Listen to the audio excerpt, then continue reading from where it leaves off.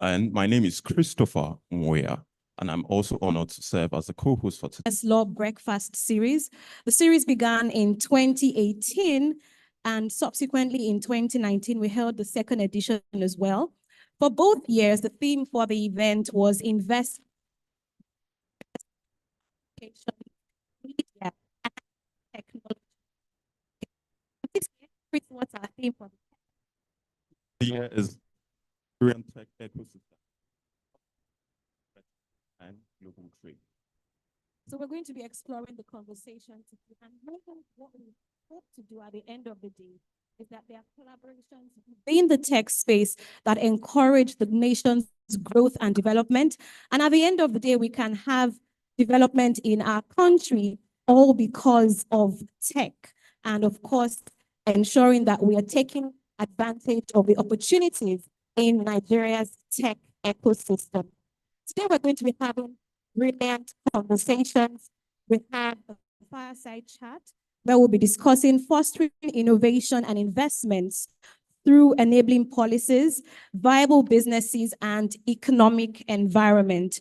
We also have two panel sessions. During the first panel session, we'll be taking a look at unlocking investments, the policies, the reforms, and the regulations. We understand that there's so much you can do if coming into a certain sector, and we want to ensure that once the investments do come in, we have policies that can support the growth of those investments in Nigeria's tech ecospace. Now, in the second panel session, it's interestingly titled Show Me the Money.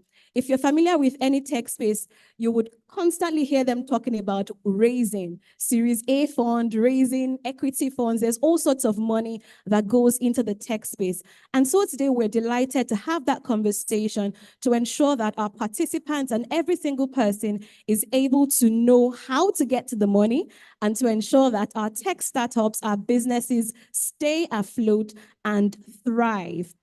One more thing I would like to let you know today is that we're streaming this event live.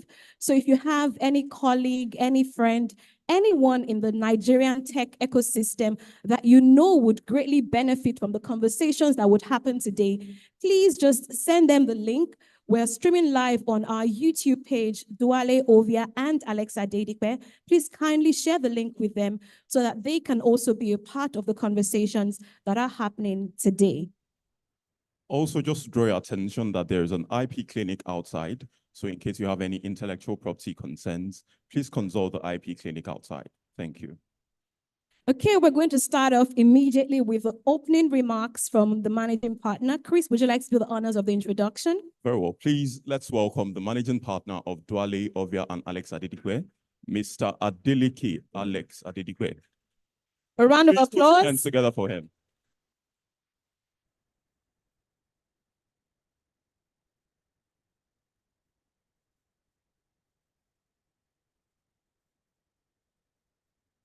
Good morning, everyone, and thank you very much for being here. I've been saddled with the responsibility of giving the welcome remark, and I'll make this as fast as I can. Distinguished guests, ladies and gentlemen, thank you for making the time to join us today. Thank you, Mr. Kiari Buka, for accepting the invitation to be our keynote speaker. What you have to achieve today is no easy task. We have a packed room of leaders and innovators looking to every word for insights, ideas, and inspiration. The great thing is you always deliver. And thanks to you and the outstanding cast of expertise and experiences we have assembled on our panels today, this event will be tremendous value to everyone here and to everyone we are working towards in our professional lives. Our panels today, we have Honorable Latubosu Alake, Honorable Commissioner for Science, Innovation and Technology, Lagos State, Adesu Akubo, founder, Aruwa Capital, Tosi Enioloroda, founder, Money Point, Femi Ogunjimi, co-founder, Cardinal Stone Capital Advisors, Olumide Shoyombo, co-founder, Voltron Capital, and Blue Chip Technologies Limited. Kola Ino, founding partner, Venture Platform, Yamo Morege, COO and co-founder, Bamboo, Oluoyinson, managing partner, We Capital, Dr. Femi Kuti, CEO, Reliance Health, and Tosin Faniro Dada, partner, Brega. Our moderators will be Adeni-Duale, partner of Duale Ovia and Alex-Adedipe, and Nico Yembra, founding partner at Chrysalis Company. I've read out these names for two reasons. First, to acknowledge and thank our panelists for making our time to lead our conversations today. Secondly, just by listening to the names of the companies led by outstanding panelists, you feel and see the diversity and robustness of Nigeria's tech ecosystem. And yes, we at Duale Ovia and Alex-Adedipe are a part of this ecosystem. Indeed, we're a critical component. At DOA, we are more than lawyers. We usually introduce ourselves to clients as innovative solution providers, but we are more than that as well. I see us as co-creators, facilitators, helping to unlock new critical paths to growth, be they in finance, oil and gas, health, entertainment, or tech, especially tech. Tech holds the greatest promise for Nigeria today. In many ways, it is already delivering on that potential. Again, the companies and the leaders gathered here today are insurmountable evidence. So the promise of tech is not in doubt. In fact, it is overproven. What is up for discussion is how do we further leverage and scale tech as an industry, as a catalyst of industries, or both? The short answer is both. When I look around the room and outside it, I don't just see growing tech companies or a vibrant tech space. I see a constantly evolving and infinitely scalable system of systems, enabling every aspect of our economy and society at every turn. It is one that requires all our input across all sectors to champion. How do we champion tech? Investments. Last year, global investments in just startups reached $285 billion. $285 billion. Policies. The world over, regulation is the biggest bane of tech. More than 4.5 billion in fines have been issued solely under the EU GDPR. Trade. We all know that the biggest trade wars going on right in the world are basically tech wars. In a nutshell, investments, policies, and trade will determine how tech will thrive. Nigeria's tech ecosystem is doing a great job in attracting global investment. As you may all know, Nigeria founded tech companies with more than 2 billion in 2023. For this investment to fully catalyze our tech potential, it must be married with the right policies. 2003 was a year of highs and lows policy-wise, but I'm an incurable optimist, and nothing has delighted me like the fact that Nigeria Tech now has one of its own to push the policies to support its growth. Policies that enable Nigeria Tech to fully assume its ecosystem functions by drawing in value at a global scale in every sector that it intersects with. This is where we need to get to. And this kind of growth focused conversation is why the TMT Business Law Breakfast series exists. Our vision is for this event has always been an annual convening our critical business priorities. The COVID-19 pandemic, remember that, disrupted our rhythm. We are back now, so please keep our space in your annual calendars going forward. Once again, thank you all for being here, and welcome to the DOA TMT Breakfast session. Thank you.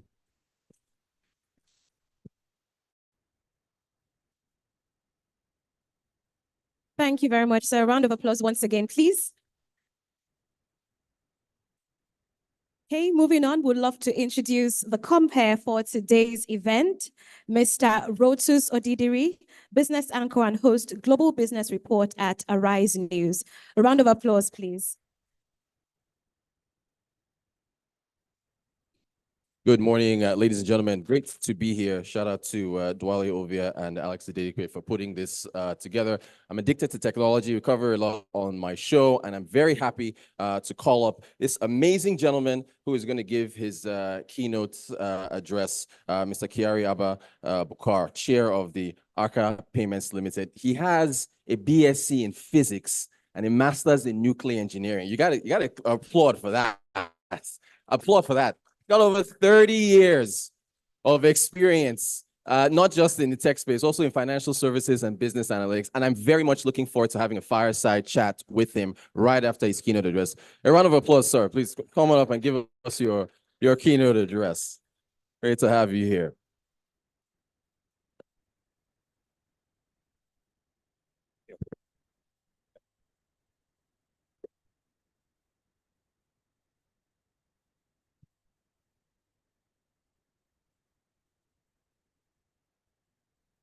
Good morning, distinguished ladies and gentlemen.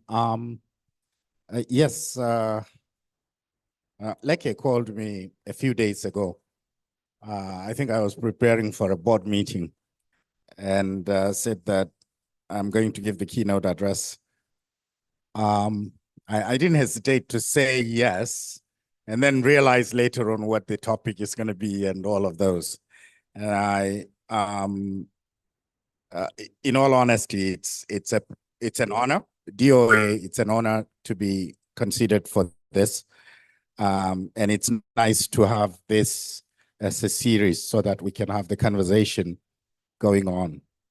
You know, in any emerging industry or nascent, as Nigerians would say, there are many factors. One is that the sense of urgency of the founders or the entrepreneurs, and then the angels, the VCs, the PEs, and of course the professionals such as DOA and their counterparts.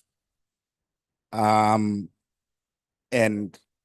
all of those have to run as quickly as possible to emerging changes. And as you can tell, I am digitally savvy. I had to write things out because that's how it sticks. I don't know when the digital screen will be as good as piece of paper. But that's another challenge for somebody to handle. Our future as individuals, businesses, and nations will be more dependent on embarking or embracing, adopting and adapting to the technological changes that we see constantly emerging. By the way, economic development and wealth creation, especially when you look at the developed world, is foundational to their technological advancements. So you look at countries outside of the emerging markets, you realize that they have done a lot in terms of embracing technology. But we can argue whether they did it as good as we did it. But critically, the innovation seemed to come from that side. But innovation, generally speaking, is universal. Africa, a young, vibrant, dynamic, growing population, growing market, tech savvy. The youth of Africa are going to be the catalyst for the economic development of the continent. I was encouraged to see a sub-40-year-old president just a few months ago. And I think the next should be in Nigeria as well. Because the kind of discussions we're going to have and the conversations we will continually have, particularly with the government policymakers and regulators, would sit well when the other party also understands the dynamics and complexities of our industry, of our ecosystem.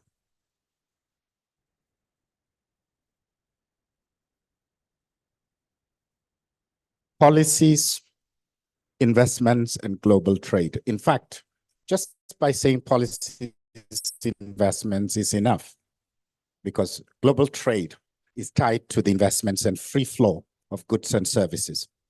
And the tech ecosystem in Africa, particularly in Nigeria, has been quite dynamic in the last 10 years. I remember the first fund that Kolaino came up with. I don't think he would even venture to mention how much he raised. It's so tiny. I'm serious. It's so tiny that if we hand it over to one startup today, they'll probably throw it back at us. but things have emerged. And one of the things Kola kept saying was that the local investors must first show that they have confidence in the founders before you can attract foreign investors. And thankfully, Nigeria has emerged as the preferred destination. By far, we received the largest investments that have flown into Africa. I believe somewhere in the neighborhood of 30-something% of all the investments that have come into Africa in the last 10 years. Nigeria is number one. And within that ecosystem, fintech seemed to be either the easiest or the easier to understand by the investors. It had 36% of the slice or the share of all the investments that have come in. Of course, e-commerce and retail followed next, and health, edutech, and the rest. Now, for me, the idea is not just being innovative or copying a solution that had been developed somewhere. Copying doesn't necessarily mean you're going to be successful. You will go and hit a glass ceiling somewhere. But what is important fundamentally is it a solution that is innovative enough?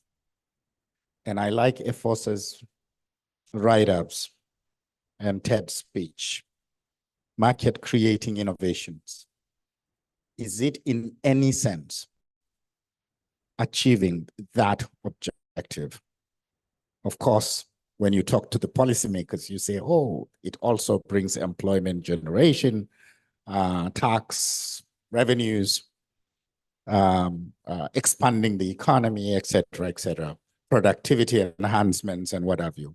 But fundamentally, for you or for any of the entrepreneurs, the problem you are solving ought to be market creating innovation.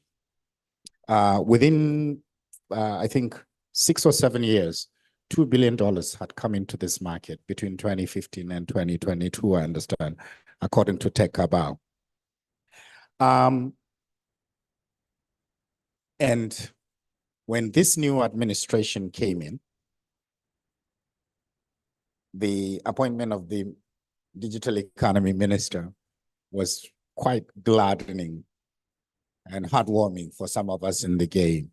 Because when you get a player in there, no matter how busy, how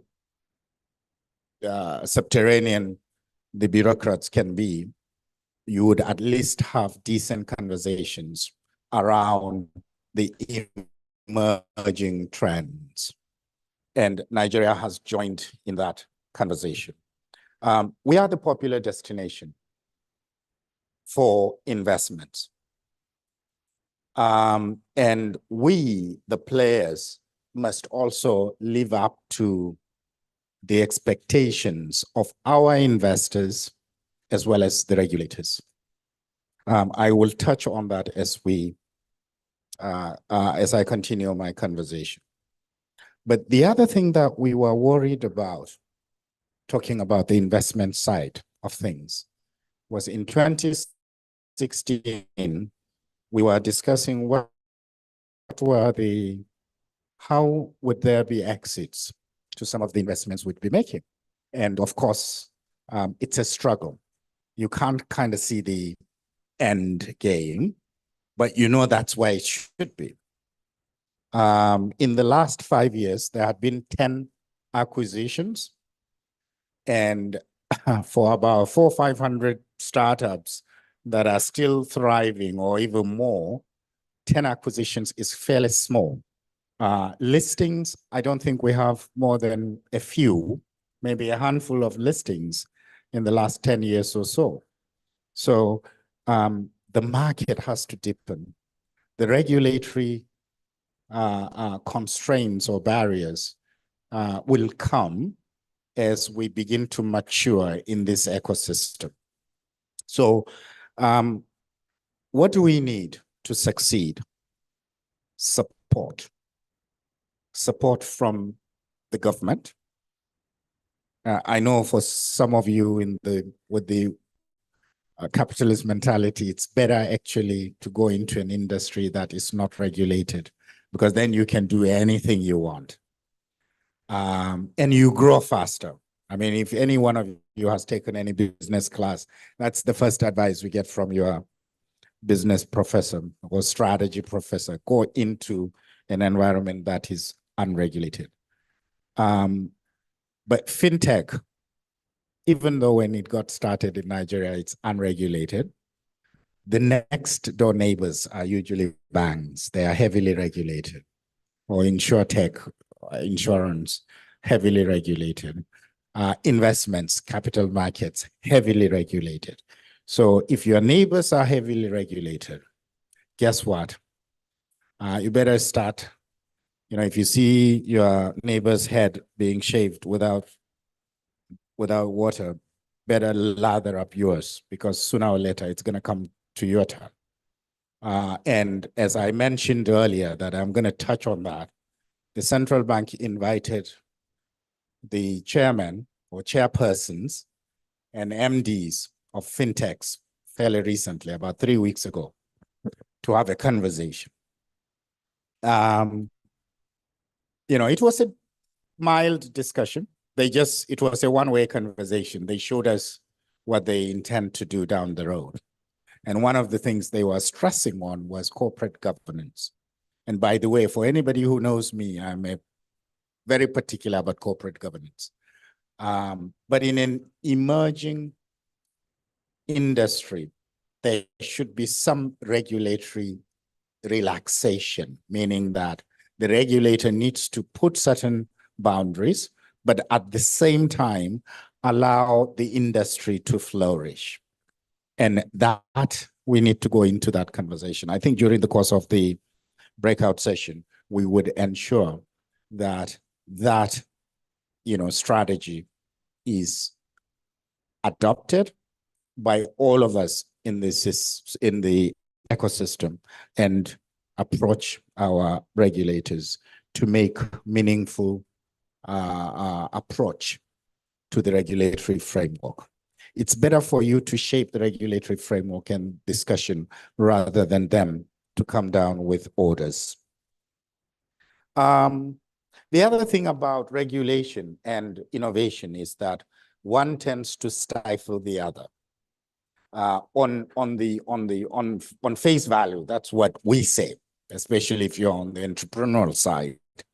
However, one has to understand why the regulator believes that you must have certain framework or certain guidelines. And we need to understand their thought process as well. So you have to be empathetic to the regulator. You have to walk in their shoes. Entrepreneurial culture, growth of innovation, and also the angel investors, the VCs, the PEs, are all necessarily important to be aware, to have what I call, to have a viable, sustainable ecosystem. We need to be having conversations constantly. The other thing is that in Nigeria, there are clusters, but I think the one that stood out in my mind is Lagos. Lagos, 80-something%, maybe 90% of all the investments or the startups tend to be based here in Lagos. Even if they started elsewhere, they tend to migrate into Lagos, because this is where the cluster has germinated and it's growing. And as such, it's not a bad thing to have one center, or maybe a few, in the country, just like Silicon Valley is in the US. Lagos may be the center in not only Nigeria, but probably even in Africa. And that's a good thing. So both the state government and the federal government need to have policies that will encourage inflow investments. And by the way, it's not just investments that we need. we also need the talent. I like the minister's 3MTT, which is 3 million technical talent, growing it. How is another matter. People that are willing to help, please be part of that conversation. But definitely we need to do something about it. The other thing I mentioned, I jotted down personally when I read through the strategy document of the minister, was we need also, even though it is not under his purview, we need to overhaul our educational system. Because if you're encouraging technology talent, then STEM becomes very important. And we have an educational system that is 19th century in nature for the 21st century. So we are like 200 years behind, and things need to change. So STEM, design thinking, collaborative learning, and all of those need to come in to the conversation about the nation. Supportive policies does not even start with just passing laws like the Startup Act. It is the implementation of those laws, enhancement and strengthening of intellectual property or patent protection. DOA, are you listening? And the two regulatory agencies that usually come into the discussion are the CBN and SEC. SEC has been quite forward-looking because it usually engages before it comes out with any pronouncements. And to me, that basically means that you are a forward-looking and a learning regulator. And of course, with central bank, we've had a lot of battles back and forth. But even there, what we need to do is to be deliberate and purposeful, and to also share with them what we think are their pains and what we are considering as solutions to those pains. And that would basically means that even they would be more collaborative than just being a headmaster, a la some governors I knew. With SEC, I have seen the regulatory incubation program. I don't know if any members here, any startups have been signed up for it. CBN has the sandbox, regulatory sandbox. I don't know if anybody has participated in them, but those are forward-looking things. If they are still in practice, then it's such a good thing, because it means that the regulator itself wants to see how the industry players are participating. I have had one or two mentees that were talking about digital exchanges, and I believe that SEC may probably soon come out with guidelines or regulations concerning blockchain technology on fractional ownership of large built-out infrastructure in the country. It's a way of actually bite-sizing. It's a market-creating innovation again. One person might put this building together, and it might be bank financed, and then you split it into 1,000 naira shares, and anybody can participate in the growth of the income that flows in. The recent moves by the CBN on the fintech regulatory framework, as good as it is, may also present hazards to us. And therefore, we need to preempt and engage and collaborate with the regulator to ensure that they don't come and turn the lights off on us. Okay.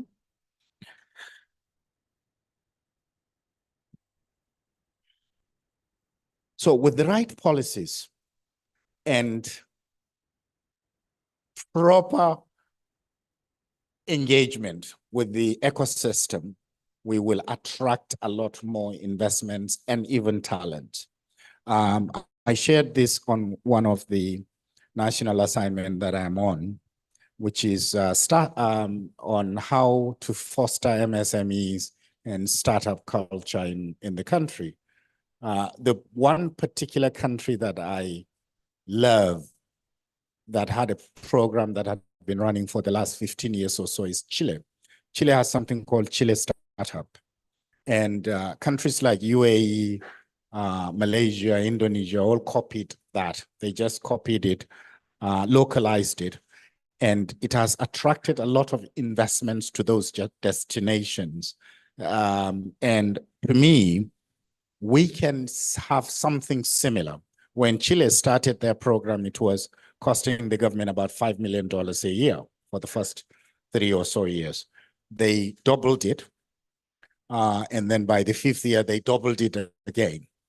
And the way it has happened is that they can count the number of unicorns that are coming out of Chile. Even though the registration is a Delaware corporation, it ends up in Silicon Valley, but at the same time, the foundation is still a Chilean startup.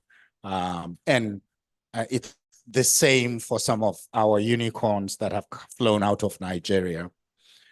We are proud to be associated with them, especially if we have also put in a bit of our money into those. So for me, in conclusion, I'd say, yeah, challenges are there, funding, regulatory barriers, and also knowledge and awareness, and the talent pool.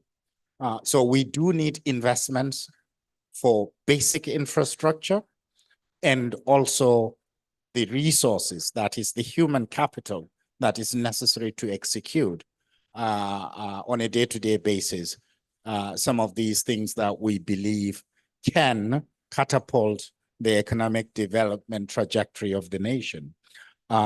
If for us to overcome those challenges, we, the industry players, must be collaborating with our regulators and our government.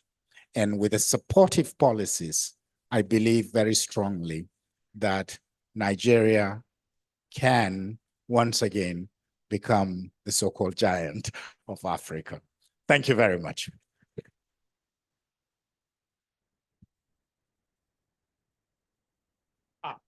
All right. Please keep the applause going from Superpower. And we will go right into our fireside chats.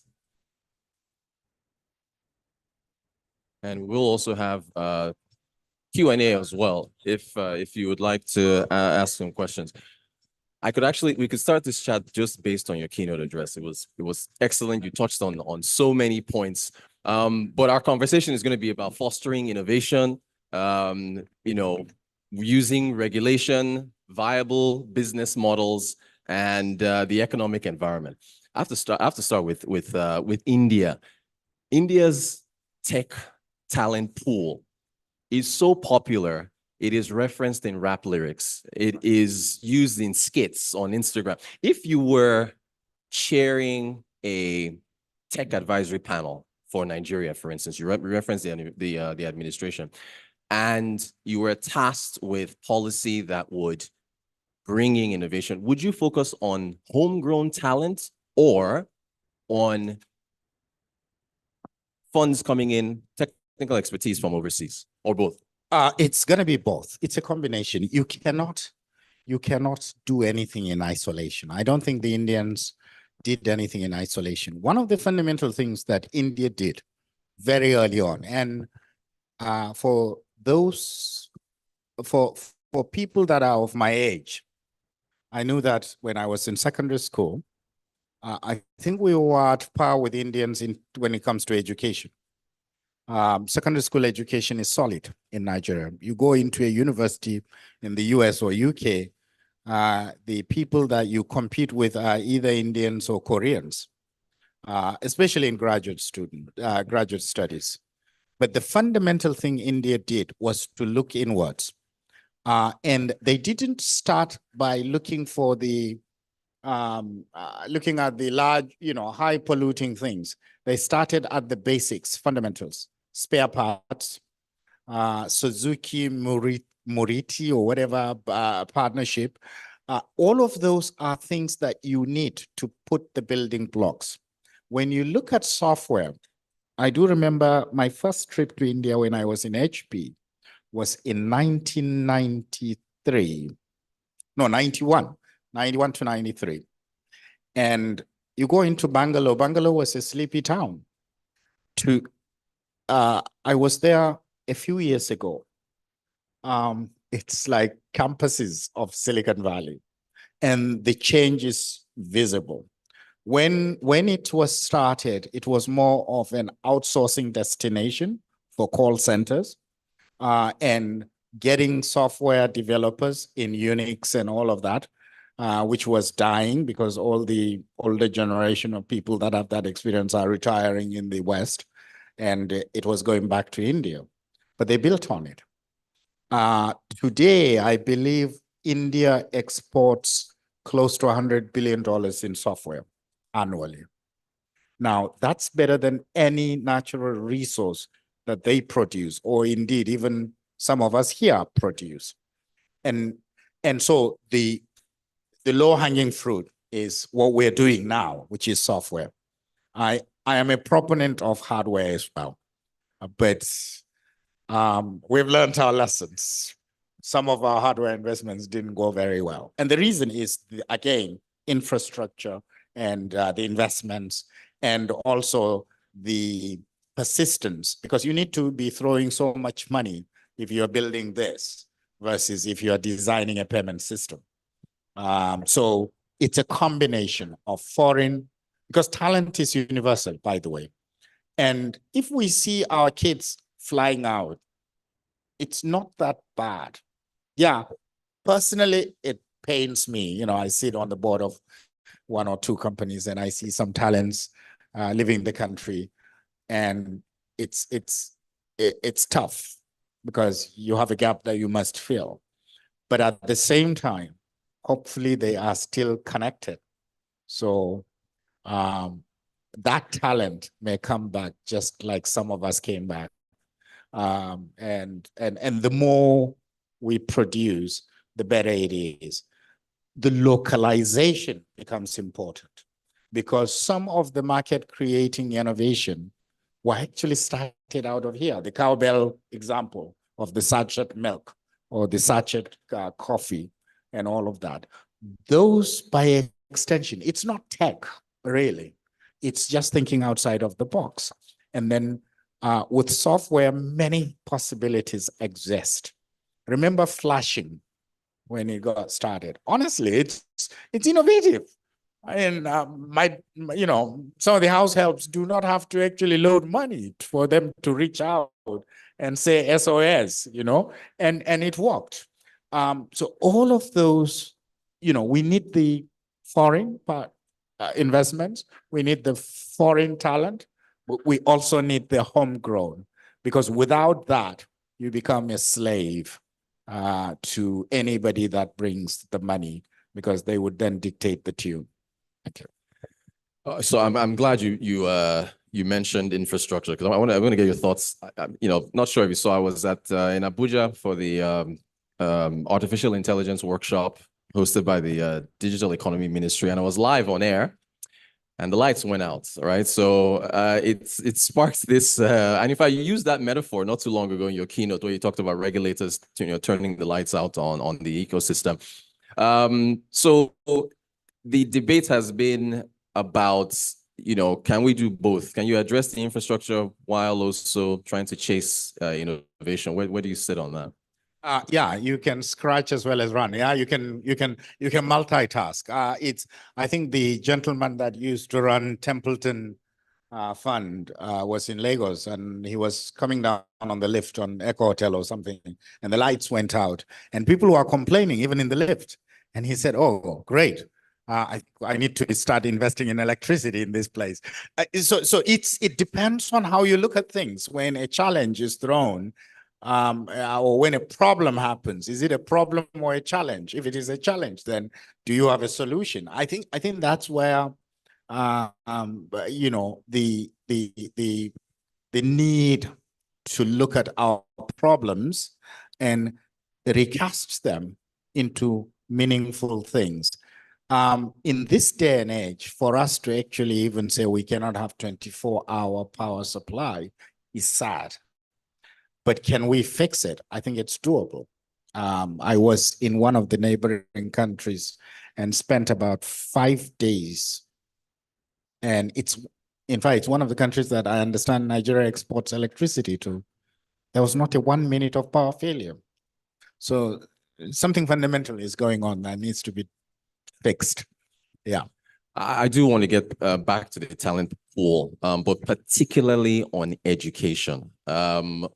What is your assessment of the education system? Because that is isn't that what feeds the pool?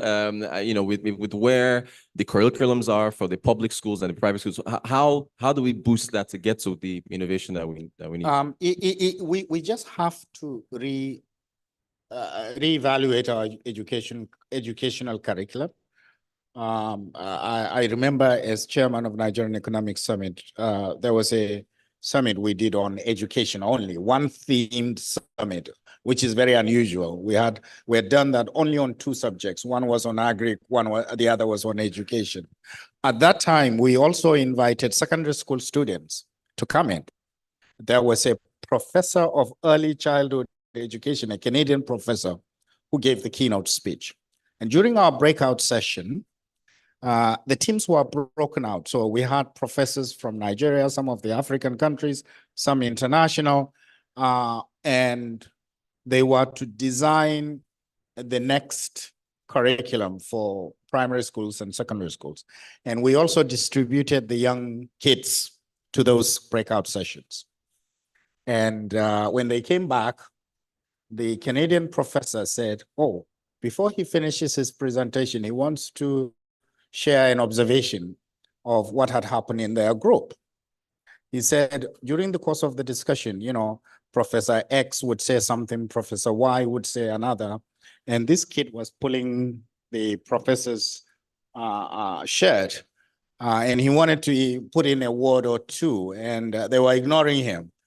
And then by the time the prof said, oh, let's hear what this young man has to say, the guys, you know, during his earlier presentation, he said the difference between those that are 50 and over and the young kids you see in secondary school is that when those of us 50 and over were born, the amount of information that hits us is, say, X. Today, a kid that is born today, the amount of information that hits them is about 50X of what it was, say, 5 decades ago. And because of that, the firing of their brain changes, the neural network of their brains. So they are at 15X connectivity in their brains than those of us older analog generation.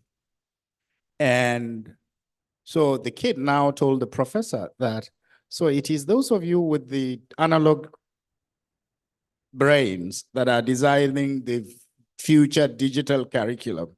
And the prof said, okay, let the kids come and take over, because there is really nothing you can say when the young man actually reached out and said, we need to change the curriculum. How? I don't know how, but it has to be different from what we have been doing. That's important in getting the talent pool changed.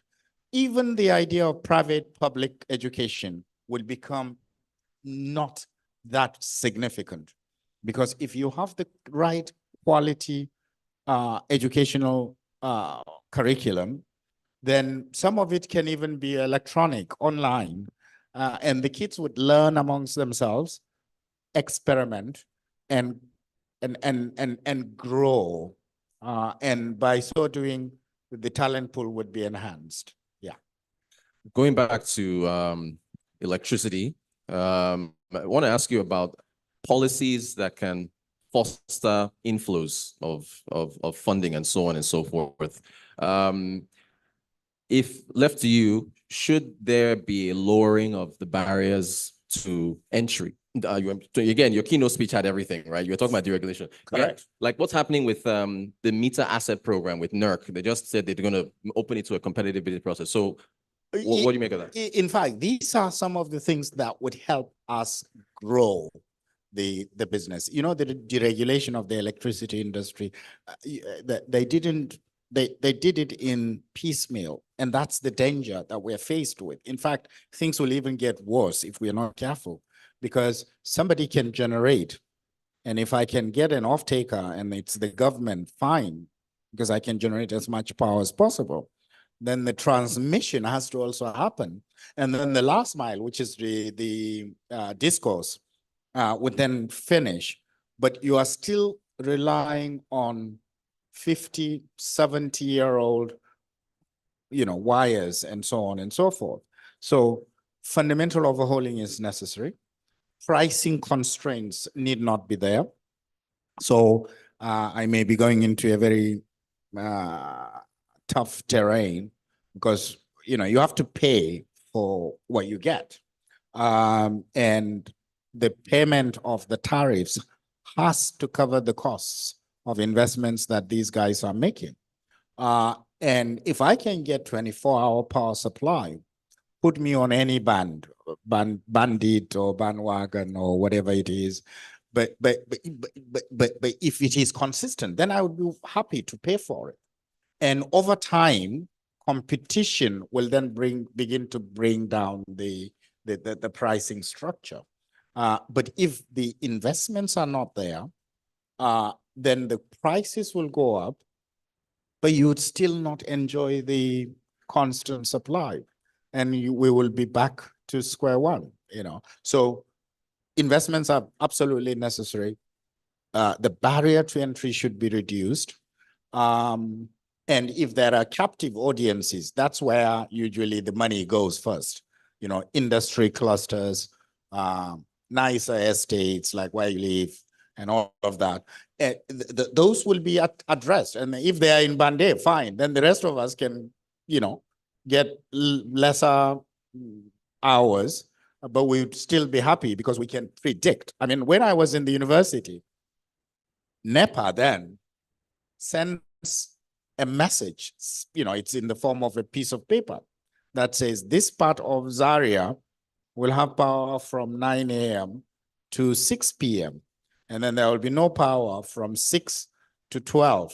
And then from 12 onwards, there would be power. So you know when to study, when to wake up. And so you can kind of arrange your life around the load shedding then.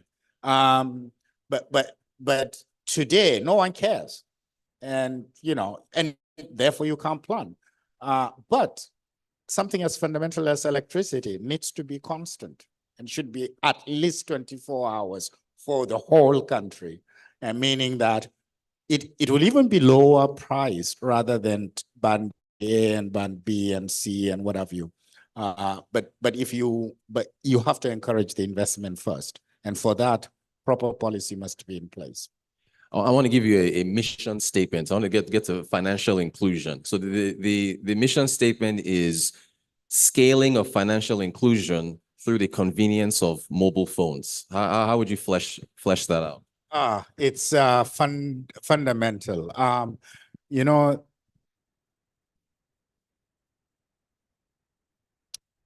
Financial inclusion is a terminology that is used and abused fairly easily, especially from the industry players. But what you find is that people who are using discounting of airtime as currency to move money from Lagos to, say, a village in Kontagora or whatever, because there are relatives of these people where that's the best way they can actually buy something. And it is the mobile.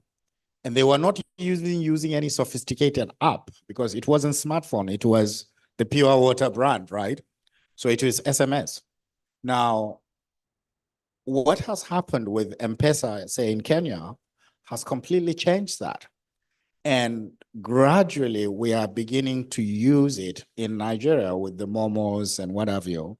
And to me, that is something that will alter the course of financial inclusion. because you can put 100 million people fairly easily, quickly onto the financial rails. Now, the constraint then becomes KYC and whatever, those are fine. But because majority of people will not even hit those thresholds. So they may be a tier 3 customer anyway. So they could be anonymous. Fine. Let's deal with that first. Once you have onboarded them, then you begin to come up with the regulatory requirements of capturing their biometric, capturing their data, and even the spending can be seen because they are now in the overall scheme of things. And to us, that makes for better national economic planning than before, where somebody just second guesses the information or the data that may or may not be there. Today, with mobile, the data is there. It's just what you make of it, how you utilize that data, and changing that into meaningful decision-making can all be achieved by embracing the mobile technology as part of the financial inclusion conversation. Okay, thanks for mentioning M-Pesa and the example there and mobile technology. You of course, that got cut where most sub-Saharan the importance of the telcos. Kenya is using a telco-led version of financial inclusion. Here in Nigeria, we're using a bank-led. I don't want to put you on the spot, but which which version should be coming out ahead in your view? It doesn't matter which one it is, because the telco-led made the telcos become very, very powerful. Now, the fear of the regulator, and I'm not speaking on behalf of CBN, is that, by the way, how sure are you that MTN gave you 60 seconds in 1 minute? Great question. So they can create money, literally. And that's the fear that the regulator, such as the central bank, will have. And yeah, you can allow telco-led, but you have to also ask them to put treasury bills and things like that, in which case they may not want to do that. So the bank-led has a purpose, and the purpose is that the monetary policy has to be maintained. Unfortunately, we have had cases where the regulator itself can abuse that power that it has. And who checks the regulator? But generally speaking, there has to be a collaboration between the regulators, meaning the NCC or the NCC equivalent, and the central bank. And if that happens, then we will have meaningful financial inclusion, where be it telco-led or bank-led, or a combination, a hybrid, which is that you can allow the telcos to have, say, a payment service bank, or whatever it is that they come up with, and still be able to achieve the objective of financial inclusion of the rank and file of the citizens. So part of our conversation is fostering innovation through policies and also the economic environment, right? So since you've mentioned the telcos, I want to bring up an op-ed that was written by engineer Alex-Adedipe, who is of course the chair of ALTN, the Association of Licensed Telco Operators of Nigeria. And he's talked about how costs have risen and the telcos, because of the regulator, are not allowed to raise prices in tandem. So since we're having a conversation about what do you make of them being allowed a free market where they should be able to raise prices in tandem with the way the costs are going up? You know, Nigeria is a paradox when it comes to things like that. Industry player, whether it's a banker or a telco person, will tell you that there is huge costs of compliance. And it's true, there is costs to compliance. And but then when you see their profits being declared, They seem to be the only people making money in the whole economy. So that paradox is very difficult for me to understand. They pay taxes, huge amounts of taxes. Therefore, the government loves them. And that alone will give them a very strong voice around the table because they can shape policies. Yeah, there is cost to compliance, definitely. And we need to understand that. And we need to navigate through that. But at the same time, when you are contributing to the economy, whether it is the telcos or even our ecosystem, the technology space, which is a larger, broader conversation, we need to understand that the cost of compliance is there, but at the same time, we need to shape our own destiny by engaging the regulators in such a manner that we can make both impact as well as remove any hurdles or barriers for growth in our ecosystem. You're the chair of Arca Payments Limited. The payment space has attracted so much money. What does the infrastructure, the telco infrastructure, mean to you as a player in that space? It's a fundamental channel. It's a very, very important channel because without it, certain aspects of our business will be stunted. I remember the first POS terminal that I introduced that had 2 SIMs was because at the time that we introduced the POS terminal in Korea, we had to actually sit down and design it somewhere here in VI, Edo-Taylor, because when we went to the vendor, they said they only have 1 SIM. I said, we need 2 SIMs. And the reason is that both MTN and Airtel then, or what's the name then? It wasn't Airtel, Zain, or something wireless. It wasn't even Zain, before Zain. Econet. So both MTN and Econet were saying that their preference, they are not ready to deploy data. So their number 1 income source was voice. Can you imagine? And the chief operating officer of Glow, I think he's an Indian or a Pakistani gentleman, Jamal, told me that, oh, I don't need to put 2 SIMs. Even with their SIM, I would be able to do it. I said, no, of all the telcos, yours is the worst. He said, how come? I had already deployed NYSC guys who sent me signal every 5 minutes all across Lagos to my my center here in Edo-Taylor, and I have a data. I said, here is the data that shows that at the time that I need the critical data channel, you are at 42%. And he said, can I have this? I said, if you're willing to buy, I can sell it to you. So the game then was voice was more important than data. But I knew there will come a time when data will become more important. And guess what? So I said, okay, in that case, I'll have to redesign my POS terminal to accept 2 SIMs.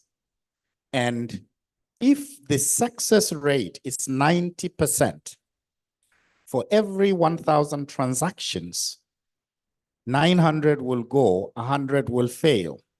Because I now have a second SIM, out of that 100, 90 will go through, 10 will fail. So 10 out of 1,000 is a better batting average than 1 SIM. So people will not get frustrated. And one of the spots that I was very careful was Eco Hotel. It was one of my best merchants in the country.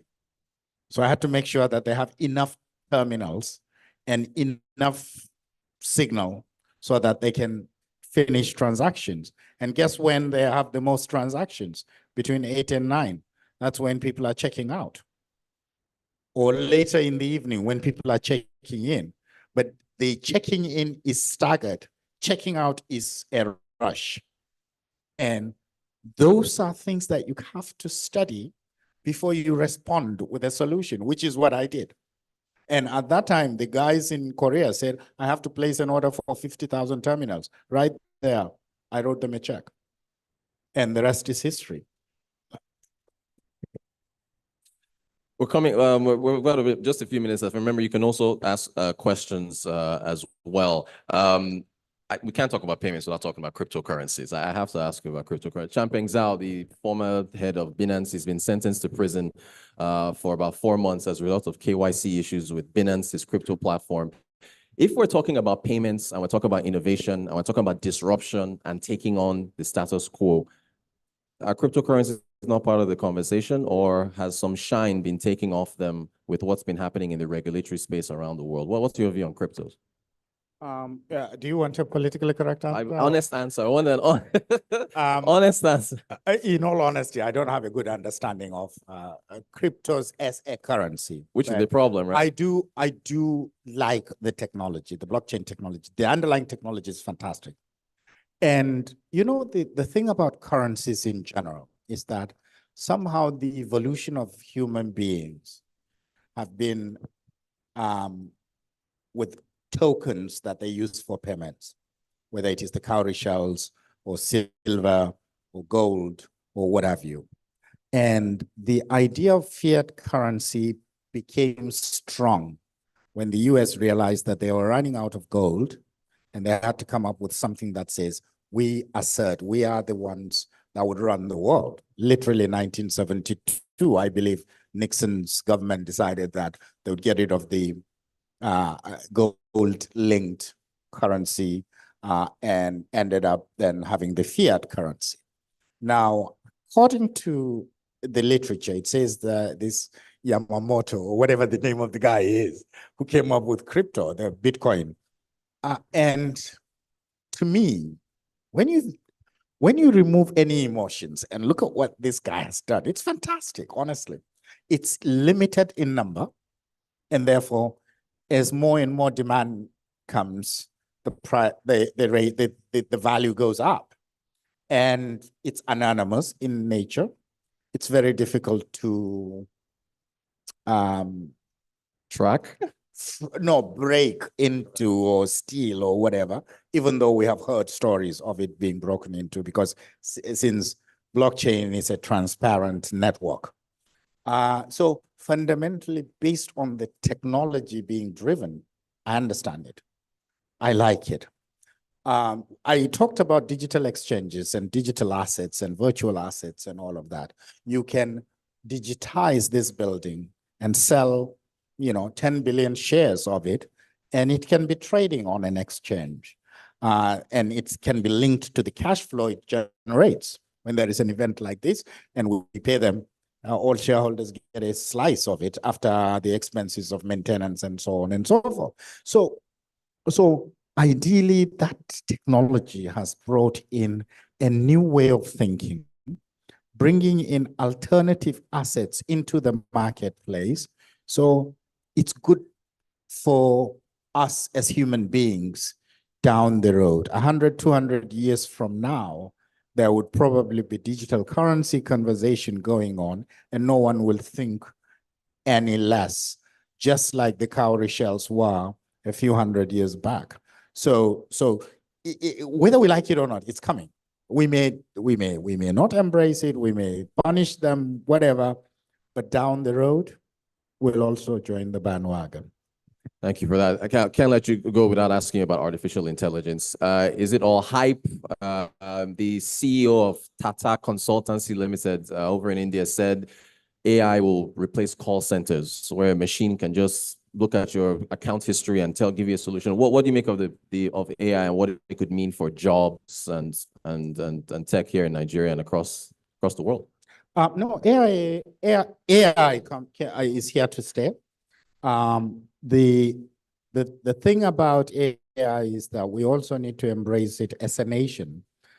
We have to have tools, because the issue with technology is that there is a human being behind the technology, and whoever comes up with the most or pieces of those building blocks will also inculcate or embed their biases. And if you want to shine, you have to have your own LLMs, you have to have your own, all the building blocks of AI. So it's not the utility, the use of AI It has to be the building of it, designing of it, doing the research. We need to spend money, guys. We have to. And in so doing, we will have our own narrative. Yeah, some jobs will fall, but it will also create more new, better paying jobs as a result. My son was talking about AI coding and all of that. I have no idea what he says, but it really is the future. So we better embrace it. A round of applause for Mr. Bukhar, the chair of Arca Payments Limited. Okay, so we're going to open it up to the floor now. Just raise your hand. They will bring a microphone to you. All right, so just introduce yourself and your question. You can get a microphone there, and we'll be happy to have Mr. Bukhar answer your question. We have someone at the front here. Okay, you know what? I'll bring what? Mic over to you. Have you? Okay. Thank you very much, sir, for that. My name is Sumba Akintola. I'm a partner in Ebony. I think we've been talking about education somewhat. And I actually liked your point where you said it's a combination of two things. So investors and then skilling up. But there seems to be a profound gap in the Nigerian story. And I'm saying that simply on the basis that we have a unique youthful nature, demographic. There are a lot of young Nigerians, but we're not tapping into certain resources and skilling them up. You are right, AI is coming, it's not going anywhere. And it's a way to actually get our people to do the coding, skill them up, have the LLMs in place, so that we're actually reducing some level of the bias. But I'm not sure whether that conversation is intentional at the moment. And I think we need to do a bit more outside of just going to university. I'm thinking more along this line of vocational centers. So I'm just going to stop there and leave that to you and get your feedback on my comments. Yes, indeed. I like this. It's in my notes, but I didn't bring it up. One of the things that I really like about the German educational system is that I think from 3rd grade, you start to do TVET, technical vocational education. And by the time the average German has gone through secondary school education, they would have at least 2 or 3 skills, whether it is carpentry, masonry, wire, electrical, something mechanical, whatever, and that means that by, not many of them go into the universities, by the way. So you have life skill that actually, if you are entrepreneurial, you can start your own little shop, or you become a technician or mason or whatever in the larger things. And the other interesting thing about the German language is that the word profit is derogative. And we know of Mercedes and Porsches and what have you, but majority of the employment is done by over 5,000 or 6,000 small family-owned technical shops. And they are the ones that are feeder. So it's that clustering again. So the clusters basically are the feeders to the large industries, the Siemens, the Mercedes, the Volkswagen. It's the tiny family-owned entities that have been running for 200-300 years that actually feed into them. And as such, when there is a decline in the German economy, unemployment is still not hugely affected, a la US, for example. And the reason is that they do something themselves. So technical vocational education is very, very important. We need to change our narratives. It has to be intentional. I like that word. It has to be intentional.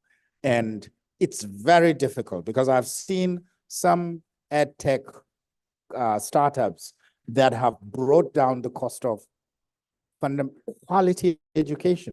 I think I've seen one in Kenya. There may be 1 or 2 around here that I am not aware of. I participated in 1 or 2 seminars on education, And like what I've seen. Some are as small as $5 a term or something like that.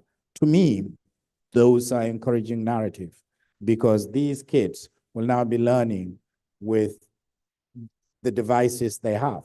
The problem with what I had stated about hardware is that those are still theoretical knowledge. For you to have practical hands-on, you have to be in a place where there are things that you can do. I do remember one chap who is now in the UK working. He led his secondary school to Houston for the Lego robotics competition. I think that Abuja school came either third or second worldwide. Now, the thing is that if we are a purposeful, intentional society, we would have harvested those kids rather than them going abroad and working for someone else. Case in point, Singapore. Singapore doesn't allow their brilliant kids to job out. They actually get hired in government. They become the policymakers. And the reason is that the compensation is decent. There are bonuses and what have you. So it's just, you just change the narrative and you become attractive as a destination. And that will foster that virtuous cycle. Yeah. Thank you so much for that. Another question, if you want to raise your hand, just introduce yourself. Okay, okay, great.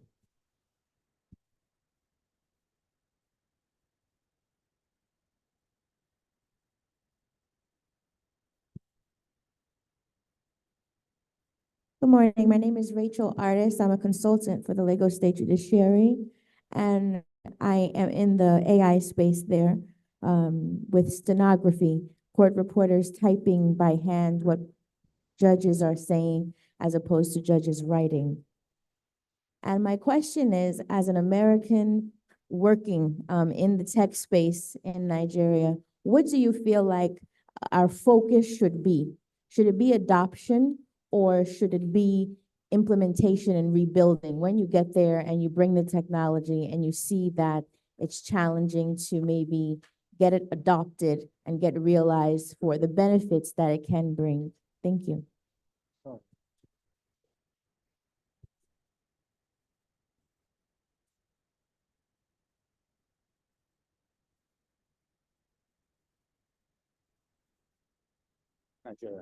Yeah, I think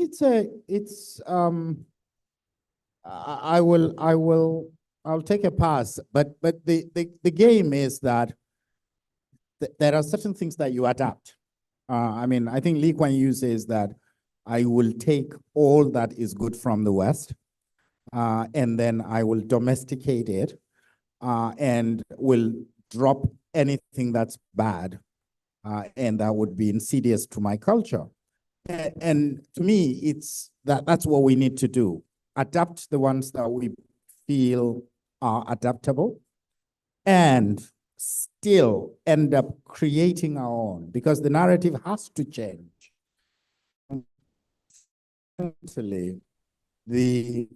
There are certain things that you need for the data that you require to put the AI engine on to work on. And those are here for us. And here is something that I stumbled on. I was two Christmas ago, I was back home. Home is my two young chaps came and visited me. It was my brother that sent them to me. They were consulting for a company in Florida. And these two kids were so excited, they're being paid $600 a month. And when I heard what they were doing, an AI project, AI ML project for those guys. And these two young chaps, if they are sitting even here in Lagos, they'd probably be charging $6,000. If they are in the US, they would be easily charging $15,000, $20,000, $30,000 a month for the same kind of work they were doing. So are we creating another Nike sweatshops, or are we actually trying to build and create? So it's fine to adapt. It's fine to also create. You need to do both, because if you want to free yourself, you have to build it from the data that you have. There are 2 or 3 other individuals I've bumped into that are in Kano using Hausa for LLM projects by Google. And they're being paid pittance. And we gave them the input that they should also link it to residual income. So it shouldn't be a one-time fee. It should be a constant payment every time their translation is used. They should earn a bit or a token or whatever. And then they say, oh, yeah, we need to go back to the drawing board again. I think they are professors of Hausa or something in some of these schools. So the game is that we have the data. We have the tools. Why can't we just put them together and come up with solutions? I remember in 1991, when I first did computer telephony integration, and it was some company out of Atlanta, CCS, the boards, put together a small server and connected with company in Canada, Nortel Networks or whatever. And before you know it, we had built a cheap PABX that later on HP was selling for like $80,000. The total bits and guts that were put together was less than $5,000. So the game is in thinking outside of the box, use the data that you have, and then come up with the decision. And the outcome can be fantastic. So thank you for the question. We've got about 5 minutes left before we break. Any further questions? You want to raise your hand? Yes, please. Hello. Okay, right. Good morning, sirs. So my name is Adeshida. I'm the founder of a startup called Zipama. Zipama is born out of the thoughts of Generation Z's, Papas, and Mamas. I'd like to ask you, sir, if you're familiar with the word SAPA. SAPA. SAPA. S-A-P-A. S-A-P-A. If you're familiar with it. No, I'm not. I'm not. Educate me. Okay. We'll tell you, but let me just go on with my question. Yeah. I'd like to find out your thoughts on the concept of a universal basic income, right? To solve the problem of SAPA, leveraging on the existing technology that's blockchain, AI, and cryptocurrency. I was curious when I first saw the universal basic income. Sorry, excuse me. Conversation. I think it's one of the Scandinavian countries have already done something in that, guys. And of course, they can afford to do that. They've been building their sovereign wealth since 1963, whereas we were eating the seed corn. And I think it's a good conversation to get into. Now, the thing about it is that, is it the answer to the displacement that the digital technology evolution is that the answer to the digital technology revolution, meaning or evolution? As things evolve, jobs are lost. But what we think is that we're thinking in zero-sum games. We don't also look at the opportunities that these new technologies bring in terms of creating more jobs, complexity of things that we need to do, and so on and so forth. Maybe somebody would say, well, we are overpopulated and all of that. That's another conversation that we may have. It's outside of the scope of this. But basically speaking, as a society, the whole world, if you look at the GDP of the whole world, it's possible for nobody on earth should go hungry. That means that we have to be our brothers and sisters keepers. And if that is true, then universal basic income has a very strong foundational conversation. So there has to be some basic level of income that must be there. And then we build on it. There will be some level of complacency because the motivation in each one of us in this room may be different. That's why some of us are running while others would go to sleep. It doesn't mean that the person who is sleeping is not a contributor to society. They are in their own way. There is creativity in each and every one of us. So in that regard, I do agree and endorse the idea of universal basic income. Thank you. A round of applause again for Mr. Kyari Ababukar, Chair of the Accra Payments Limited. Real quick, I understand there's an intellectual property clinic going on outside. If you have any intellectual property issues, do step outside and get some consultation there. Also, we're going to skip the 5-minute break, but you can still grab some snacks because we're going to hop right into our panel discussion that's coming up next. But we have a gift for you, sir, all right? For blessing us with your wisdom and knowledge. I'm going to call on Ms. Soybe Ovia, who's a partner at DOA. She's going to present you with a gift. So please, and a round of applause once again for a fantastic discussion.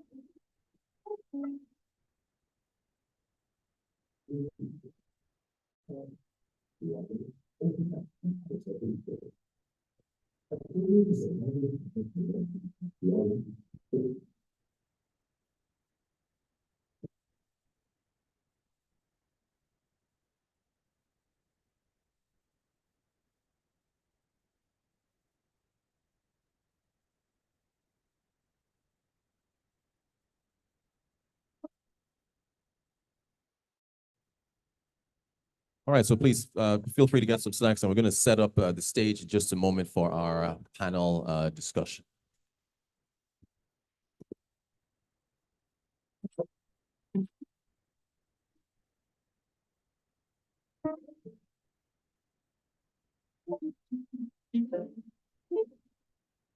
Hi.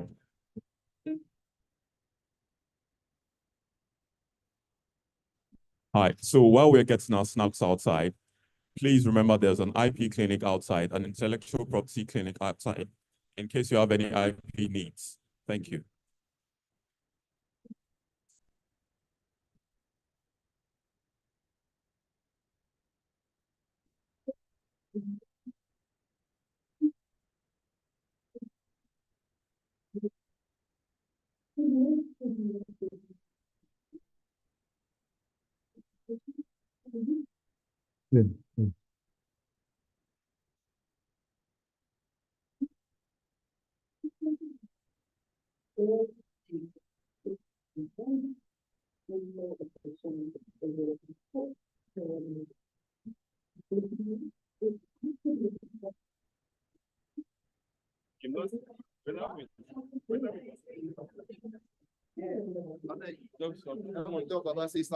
Extreme poverty, see hunger the cash boys. Please note that we have snacks and refreshments, so we can proceed out of the hall just to pick some snacks before we begin the first panel session.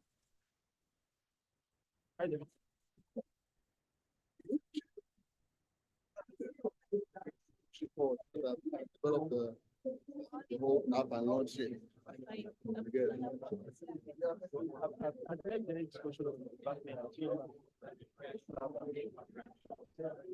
So Slava is just, I don't know, is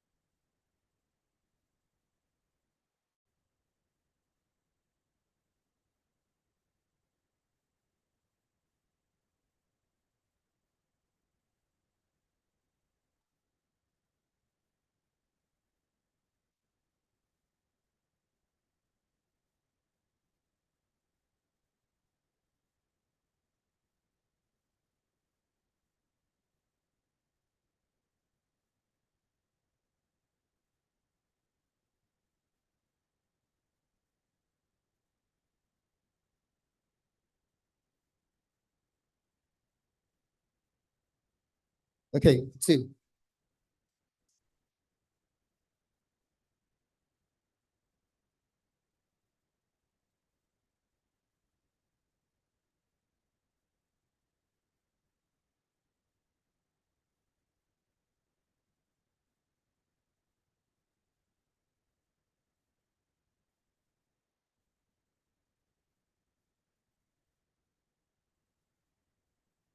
Okay. Okay, okay. All right.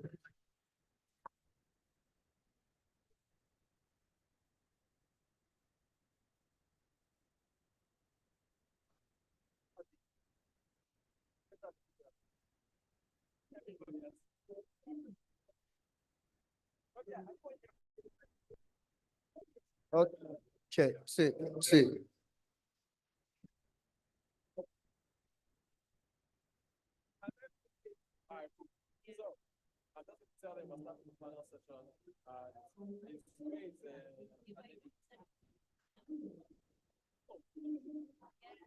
Okay. So,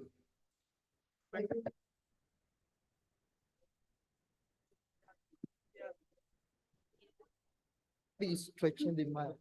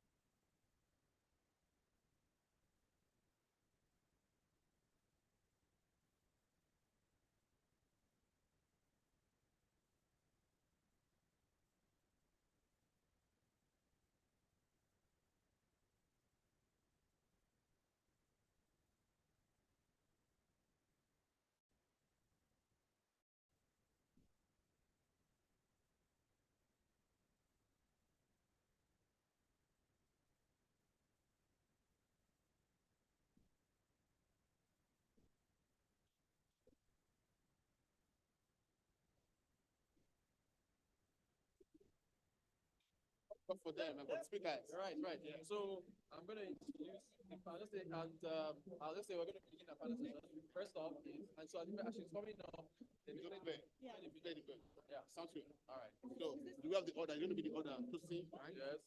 And this one is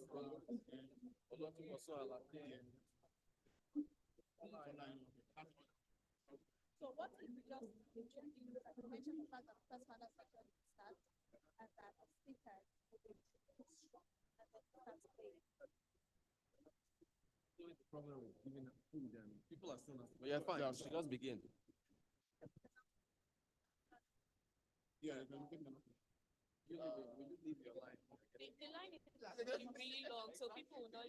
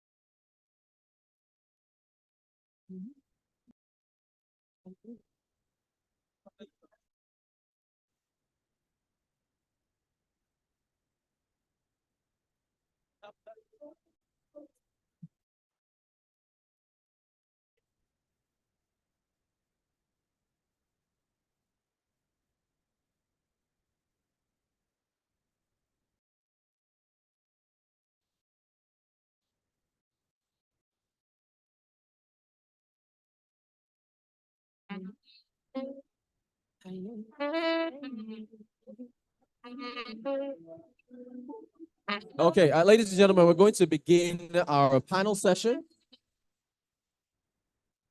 Panel session, if you can be seated. We're going to start our panel session right now.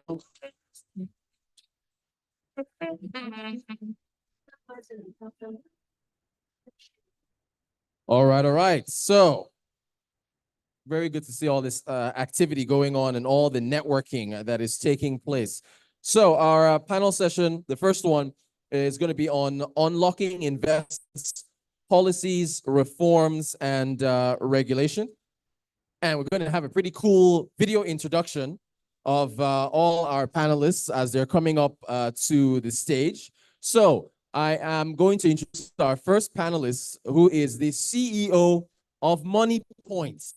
Tosin, please come on up. Come on up, Tosin. Also, I think I'm going to get Tosin's video up as well. Tosin, you're welcome. Yes, right there. Okay, so the ushers they're gonna do that.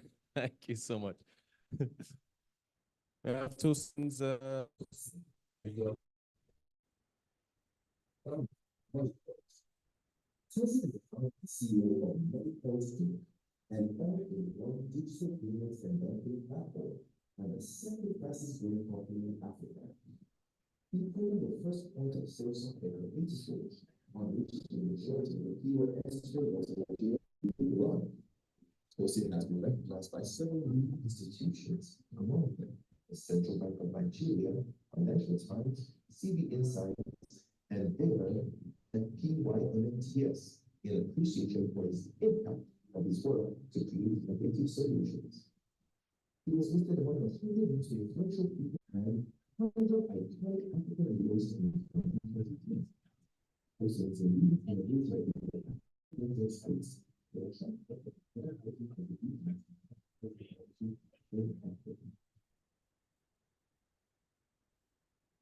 All right. Welcome, Tosin. Good to have you. All right. Our next panelist is Adesua Okumbo-Rhodes. She's the founder. All right. There you go.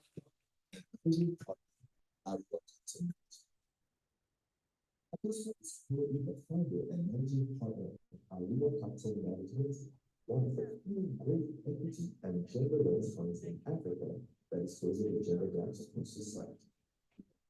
In 2022 and 2023, Adesua was named as one of the top 100 African leaders helping the inequality and obesity control, and also recognized as one of the top 50 inspiring women in Nigeria by Business Day. In 2023, Adesua won the full-time Global Award for the Women on Nigeria Year.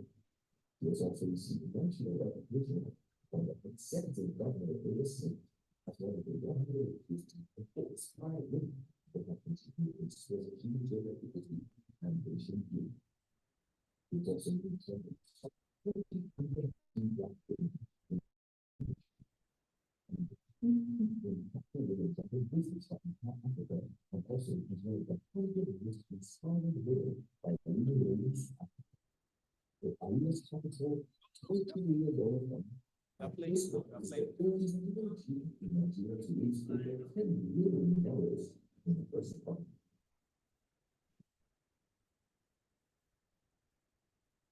All right, all right.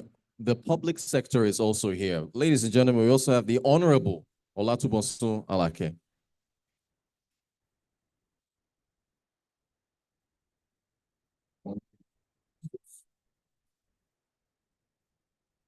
Commission of Science, Innovation, and Technology. Let's think. And this person is a senior information technology and business manager executive with millions of practical experience, but with technology and sectors. He serves as the Commissioner for Science and Technology, and prior to this role, he held the position of Special Advisor on Innovation. Mr. Ryan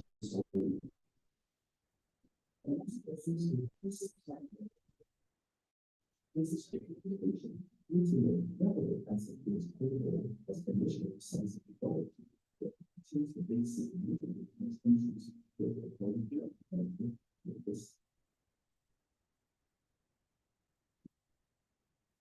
All right, all right. This is a really strong panel. Ladies and gentlemen, up next, the man himself, Mr. Kola Aina. A round of applause as Kola takes the stage.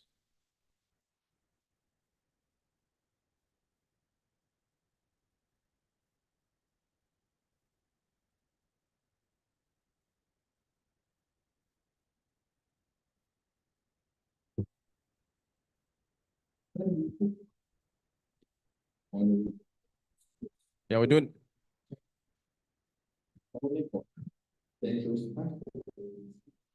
How is the founding partner at an African early stage VC fund, Ventures Back?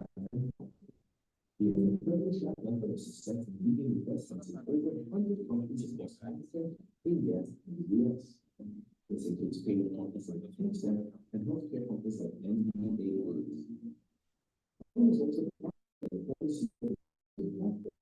a leading enterprise software provider in West Africa. He served multiple organizations, including international advisors, global markets, and Reliance HR. All right. And last and certainly not least, ladies and gentlemen, Femi Ogunjimi. He's the co-founder and MD of Cardinal Stone Capital Advisors. Femi, come on up. Yes, indeed.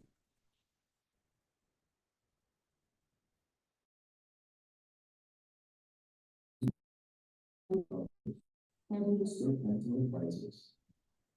Femi is one of the founding partners of Cardinal Stone and the managing partner of the private equity affiliate company, Cardinal Stone Capital Advisors Limited. Femi served as vice president, investment banking division, Goldman Sachs, New York. Before Goldman Sachs, Femi was senior associate at PwC, PricewaterhouseCoopers. Femi holds a BSc in accounting at the University of Lagos, an MBA from the Wharton School, University of Pennsylvania, and is an associate of the Institute of Chartered Accountants.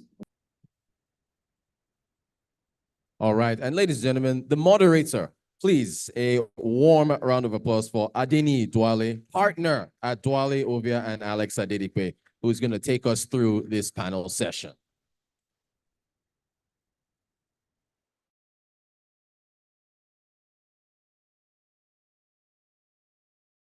Everyone. No, they're going to play your video. They have to play your video. I don't think we need that. Okay.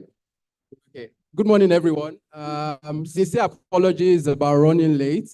We do sincerely apologize about that. We know a lot of people have a hard stop, so we're going to try and make this as quick and interesting as possible. Okay, we do have an awesome panel. Rotus has done the introduction.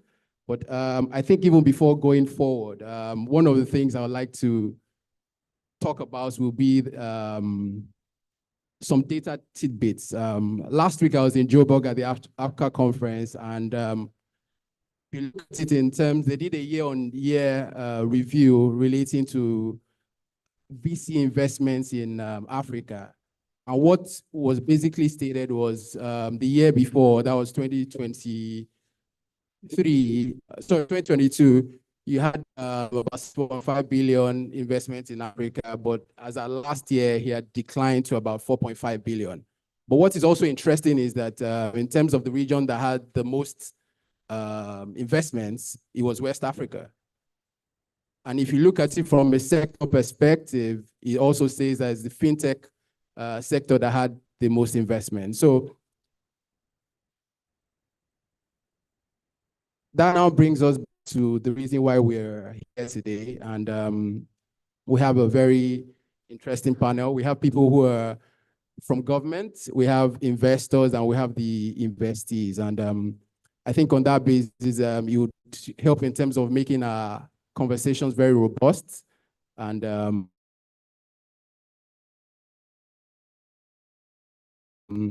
basically try to articulate the various issues also in the sector.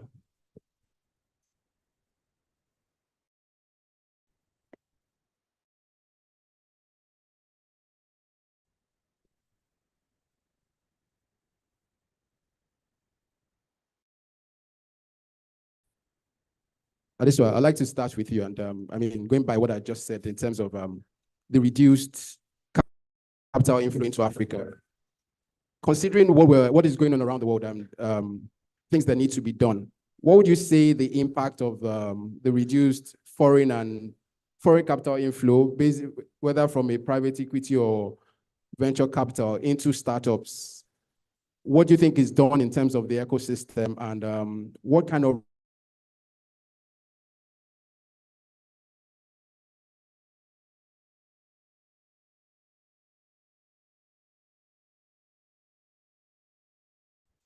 Hello, good morning, everybody, and thank you, Ani, for the question, and thank you for having me.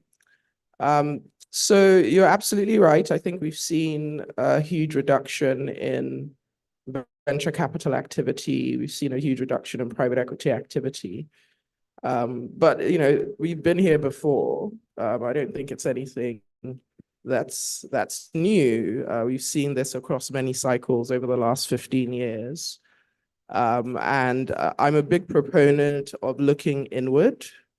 I believe that we have local investors like Aurora Capital Management, the fund that I run, where we're still very much actively deploying even in this environment.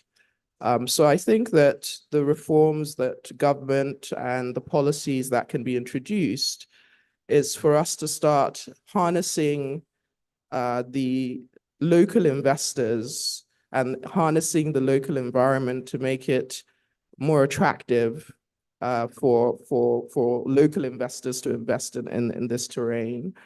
So I think some practical things that can be done, and I think we've already started to see some of that in the Startup Act, is what can we do to encourage private capital mobilization locally? So whether that's having a government-backed venture capital fund, whether that is actually encouraging the pension assets that we have in abundance in this market to take more risk. We have about $25 billion of pension assets where 99% of that is in fixed income. What can be done from that pool of capital to encourage innovation and to invest in our startups? Another thing that can practically be done is what can we do to, the NIPC is a body that is, obviously encouraging investment in more traditional sectors. What can the NIPC do to also encourage investment within tech startups as well? We have a number of local capital players that are still operating relatively small funds because of the lack of local institutional investors that are willing to invest into tech startups and that are willing to invest into equity. Let's move away from tech startups, just equity. So I think a lot of education needs to be done with regards to the private capital that we have available, whether that's pension funds, whether that's insurance companies, whether that is banks. We have huge pools of capital that are not taking advantage of the opportunity. So I think that local capital mobilization is a big area that needs either government support, government encouragement, tax incentives, first loss capital, just something that, helps to change the psyche and it helps to kind of bridge that risk gap for some of the local institutions that are very, very cautious and reluctant to invest in innovation. So I would say that's probably something that we can do because we've seen a lot of foreign capital, flee from this market. So what can we do within ourselves to encourage local capital mobilization? All right, thanks, Deswa. Tosi, over to you, and I'm going to crack a joke about the conversation we had just before the panel. And I said that, should I share?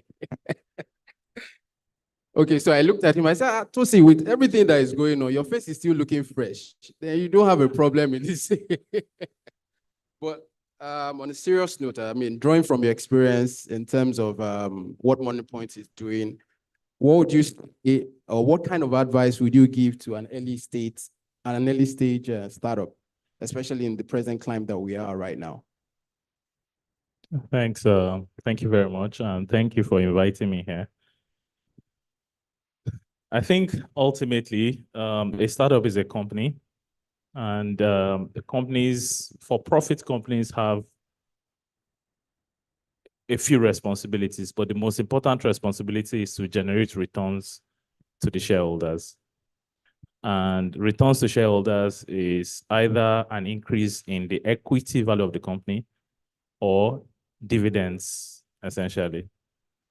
And how do companies increase equity in value or generate dividends?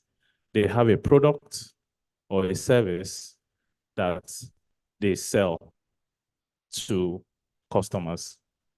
And how our products, or why our product or services bought? One is customers find value in them.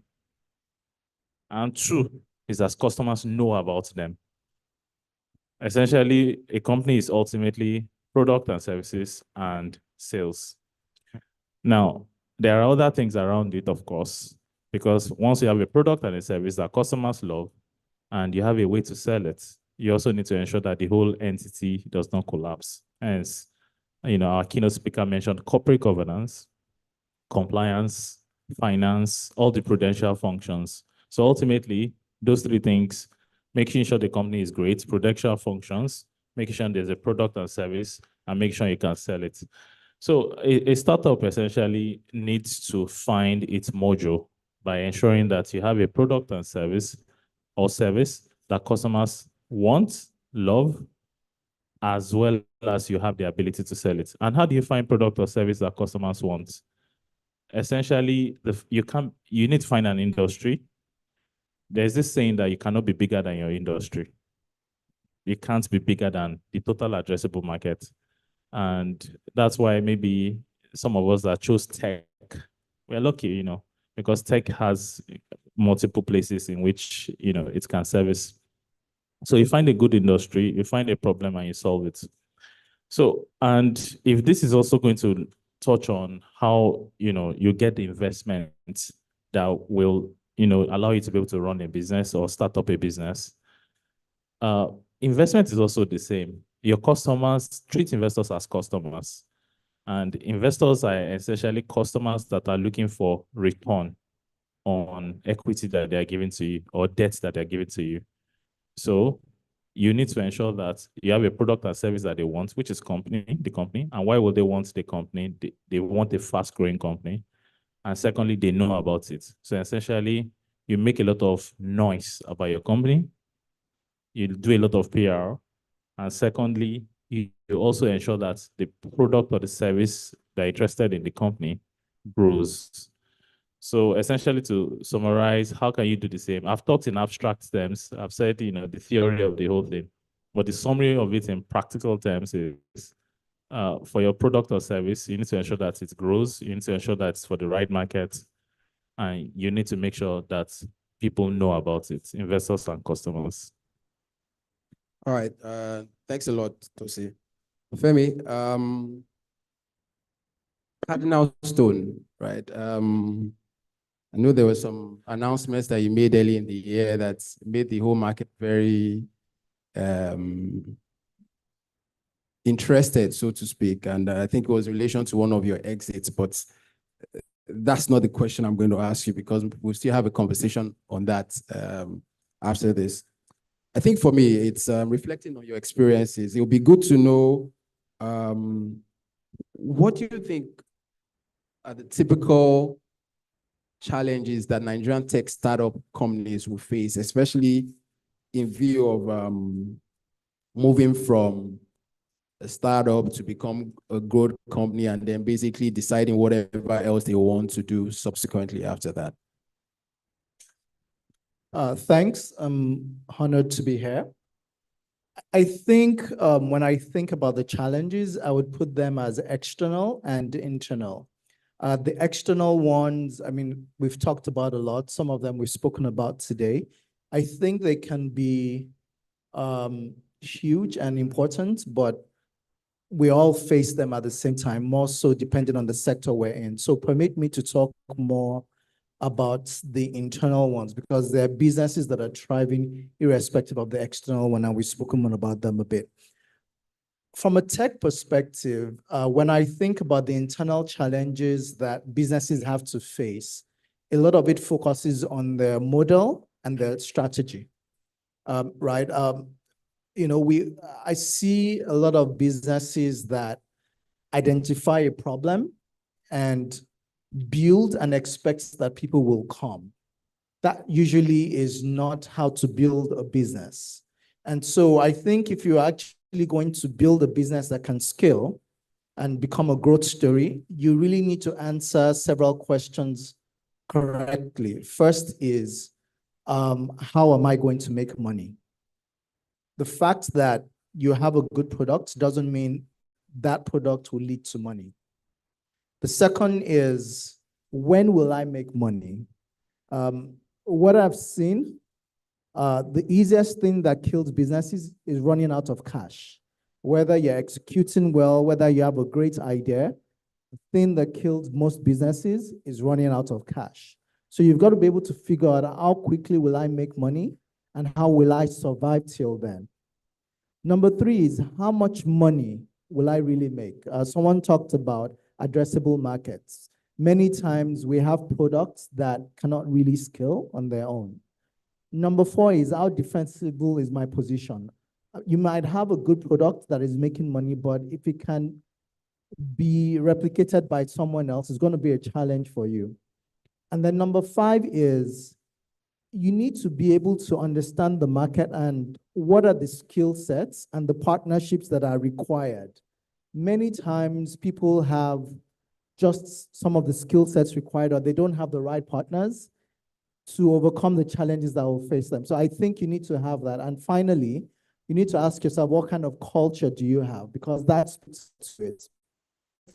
Most important that you need to have to surmount challenges is a team that can pivot. Many times you're going to find out what you thought or how you expect things to happen is not how they happen. And how do you pivot when those things that you didn't expect happen? Thank you. Thanks, Femi. Kola, we're aware that you've done quite a number of investments, and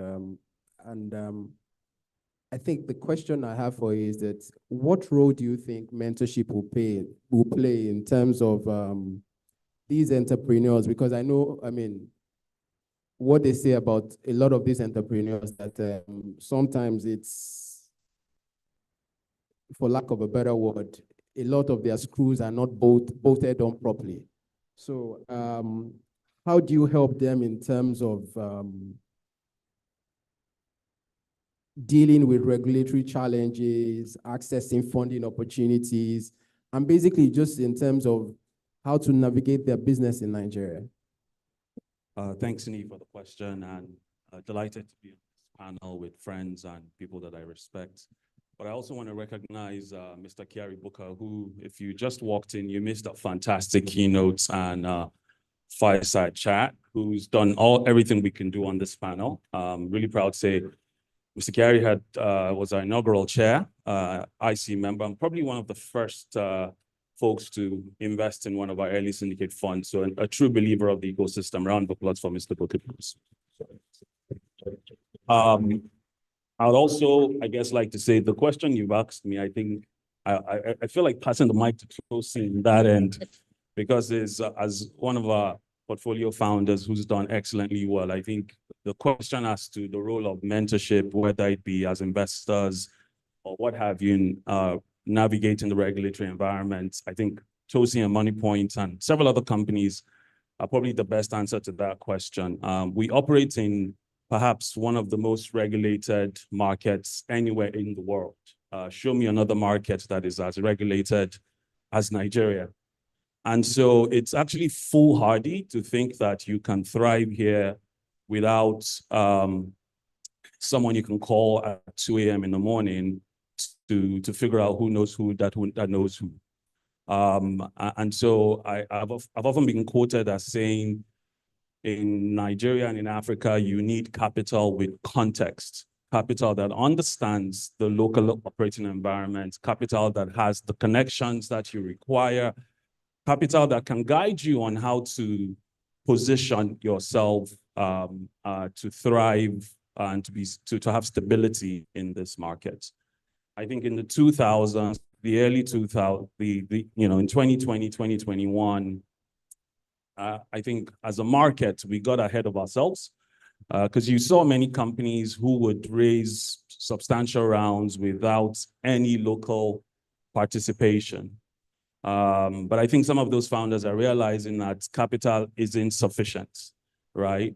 Even if it's a $20,000 check or a $50,000 check, from the right person, that can make a world of difference in the success and stability of your business. So if you're starting a business today, please, by all means, ensure you've got some local capital infused on your cap table. Now, how do you navigate that? In my mind, the top of that stack is really having investors that have skin in the game, that are local, that are credible, and that have the relationships that you may one day need. If you don't have that, then you definitely want to have an advisory board that has folks that can be helpful. And finally, you want to, I hate the word mentorship somewhat when it comes to startups because it's often overused, right? But if you don't have local investors, if you don't have a board with local content, then you definitely want to have a community of support around yourselves because it's a very lonely journey. But then again, I think I've also seen the ugly side of this, right? Where in the very early days, the founders often would have local people around them, and once they scale to a certain level, they kick those guys to the side. It's actually quite unwise to do that because you've got to think about your investor relationships as a community of support. It's not even just as to that you can call them is, oftentimes people are in certain rooms and you want to have promoters in those rooms that you don't even sit in. So I think I would think about it as an NPS, a net promoter score. The more promoters your business has, the more likely your business is to thrive.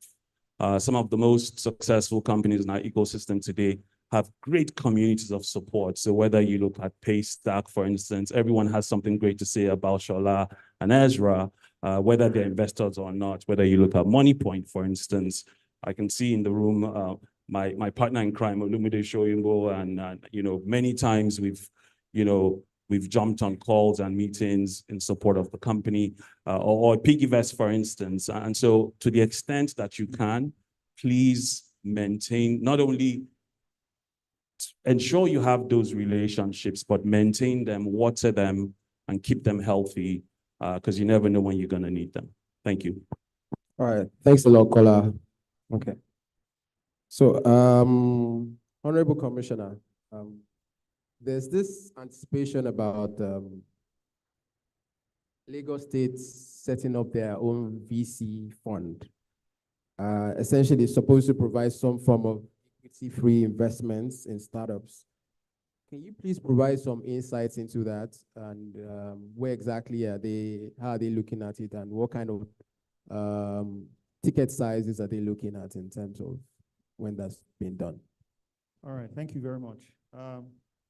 So I don't think equity-free is an investment. You know, I think that's a grant. Okay. You know, so yes, I mean, Lagos State has been working on startup enablement for the past 36 to 48 months in terms of funding. And you're right, equity-free, but they've not been investments. So through our Science Research and Innovation Council, we've done equity-free grants to about 70 startups, right, across different sectors. So fintech, agri-tech, circular economy, the environment, construction tech, you know, alternative solutions to bricks and building blocks, you know, plastics replacements, you know, and all of that. So Lagos State has been quite active in the equity-free grant side. We recently just started an investment fund, and we partnered with Impact Hub to help us manage that fund. But it's really small. You know, we don't really want to compete with VC firms and what they do best. The question is, how do we support startups at the very beginning and prepare them for the VC guys to take them and scale them?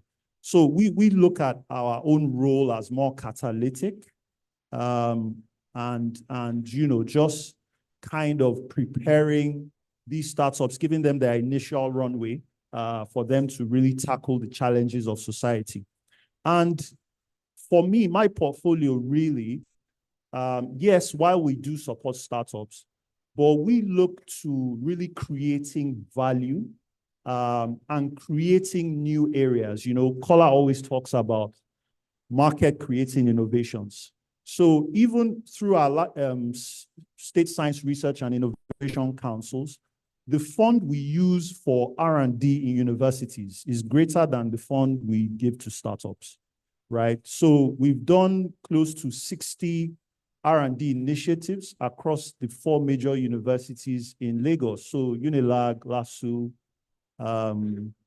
Lagos State University of Science and Tech, which used to be Lagos Poly, and Yaba College of Technology. So the idea is, how do you catalyze invention, the invention process, right? Because the truth of the matter is that we do not create much, we adopt, right? For us, we see that as there's a limited level of value you can derive. But if you have the invention process, you catalyze the invention process, and as Chairman Carey said later, the adaptability, the Chinese have mastered, you know, adaptability. You know, they build upon the patents that maybe the Americans or the Japanese have done. So really catalyzing that process in our bastions of knowledge, the universities, is key, right? Because then if, for instance, a company, say an MTN, decides to do an initiative where the base stations or the BTSs that we have in Nigeria, you know, they have power issues, perhaps to build more BTSs, right? They give that assignment to a university. They work on it for 12 months. They come out with a patent, right? So how does Lagos reimburse them for all that work that they've done? Because we know that that new BTS, you know, is going to be a pot of value. So it's really about catalyzing the innovation process for us.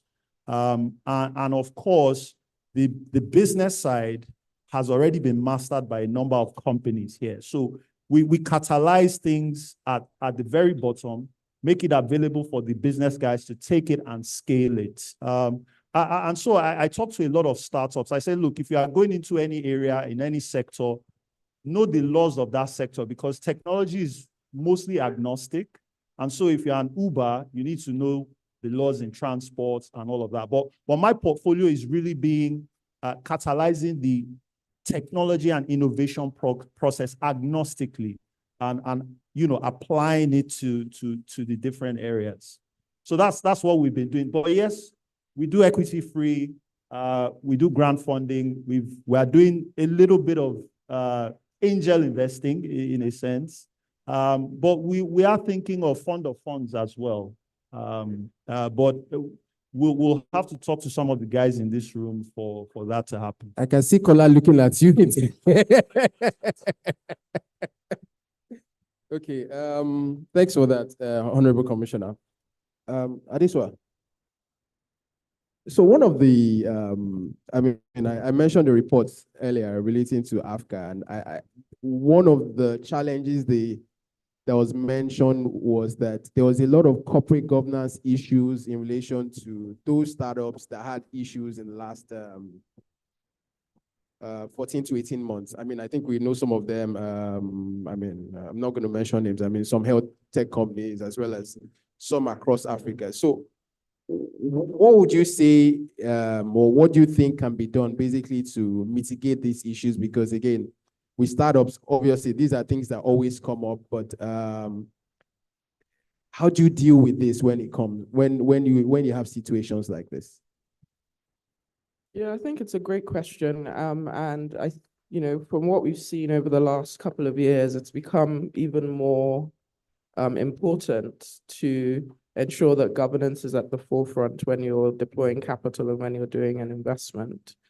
But I think, as Kola alluded to, the market got a little bit overheated and maybe a bit overexcited over the last couple of years. And I think that was attributable to, hot global capital and hot foreign capital that did not really have a skin in the game in the success of or sustainability of these companies. Because, Africa is a rounding error on their balance sheet, right? So I think the onus is really on us as local investors to make sure that when we're deploying capital, we're very, very clear on, what that entails in terms of governance. We're very clear on, constituting a board. We're very clear on how decisions are being made internally. We're very clear on, the internal controls within finance. How is cash being moved? Who are the signatory on the accounts? I think, the industry didn't do that work maybe enough prior to, what has transpired over the last couple of years. But now I think that everyone is very, very clear that that needs to be the focus before you even sign a term sheet, is making sure that you have the buy-in from whatever founder that you're investing in, that they really realize the implications of taking on institutional capital. Because as investors, we have a fiduciary responsibility to our LPs to return capital. So if entrepreneurs are not willing to, have that mindset of governance, accountability, transparency, trust, then don't take venture capital, don't take institutional capital. It's not for everyone, but you have to realize that there is a huge burden of accountability. There's a huge burden of governance if you do want to take venture capital. So I think that is now becoming clearer to founders. And I think that not only is it becoming clearer to founders, it's also becoming clearer to some investors that maybe didn't take it seriously before. Okay, thank you for that, Adesua. Tosi, I'm going to skip you a bit. I'm just going to skip you and then just move on to Femi. Part of what Adesua said, and I'm just thinking about it, that if I'm a startup today and I say that I come to meet you, right, and I'm thinking of funding, how would you advise me? Should I go with venture capital? Should I go with venture debt? Especially in terms of the current financial landscape. What would you advise? I think you should go with venture capital in terms of just equity. Very early on, taking on debt is quite risky because debt, as we know it, puts on a lot of obligations on you. But you should bear in mind that whatever kind of capital you're trying to get, it does take a lot of time. And I think that in terms of fundraising, that is one thing that beyond the type of capital that people do not bear in mind. I'll give an example. People talk a lot about the fact that there's a lot of money out there looking for good investments. That is true. But if you also think about it, that money needs good investments, right? So if you look at a cardinal stone, for example, in our current fund, we're doing 8 investments, but we've looked at over 600 investments before we did those 8 investments. Yes. And so there are a lot of proposals out there. And the question is, whatever form of capital you're trying to get, you need to be well positioned. And then you need to really understand the landscape, understand who the investors are, what kind of metrics they're looking for, and what factors are important to them. But overall, I think equity at early stages is always the best and preferred to debt.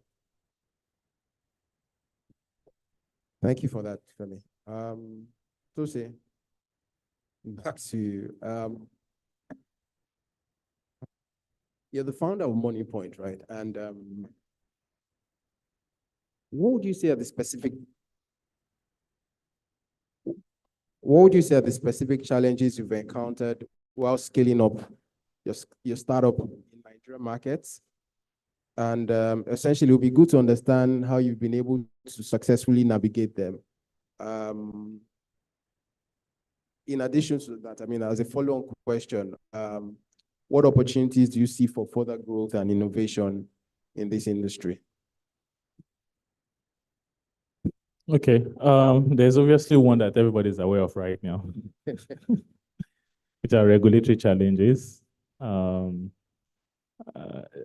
I think the fintech industry, which includes Money Point, had grown very rapidly. And I would say a lot of us grieve, many multiples, 4, 5, 10x in the last couple of years. And a lot of us, we all focused on growth.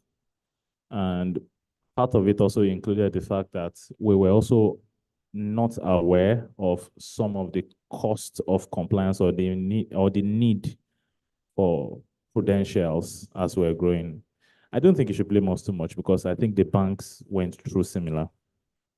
I think when all the banks were also scaling in the 90s, I believe there was also time that they had similar challenges.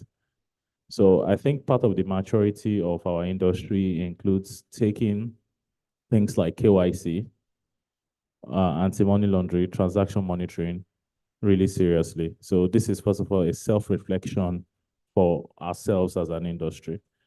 You will know, for example, that a lot of the fintech apps are used for fraud. One of the things that led to the most recent announcements is the fact that crypto players are manipulating Naira, especially in the P2P markets. So I'm already telling you here that if you're in P2P crypto, you better stop it. Seriously, you better stop it because you might get into trouble. It's prohibited in the financial sector. It's not quite illegal, but it's prohibited in the financial sector. I'm pretty sure regulation is coming for crypto soon because I don't think government wants to kill crypto. They just want to regulate it. And P2P is not going to be one of the options.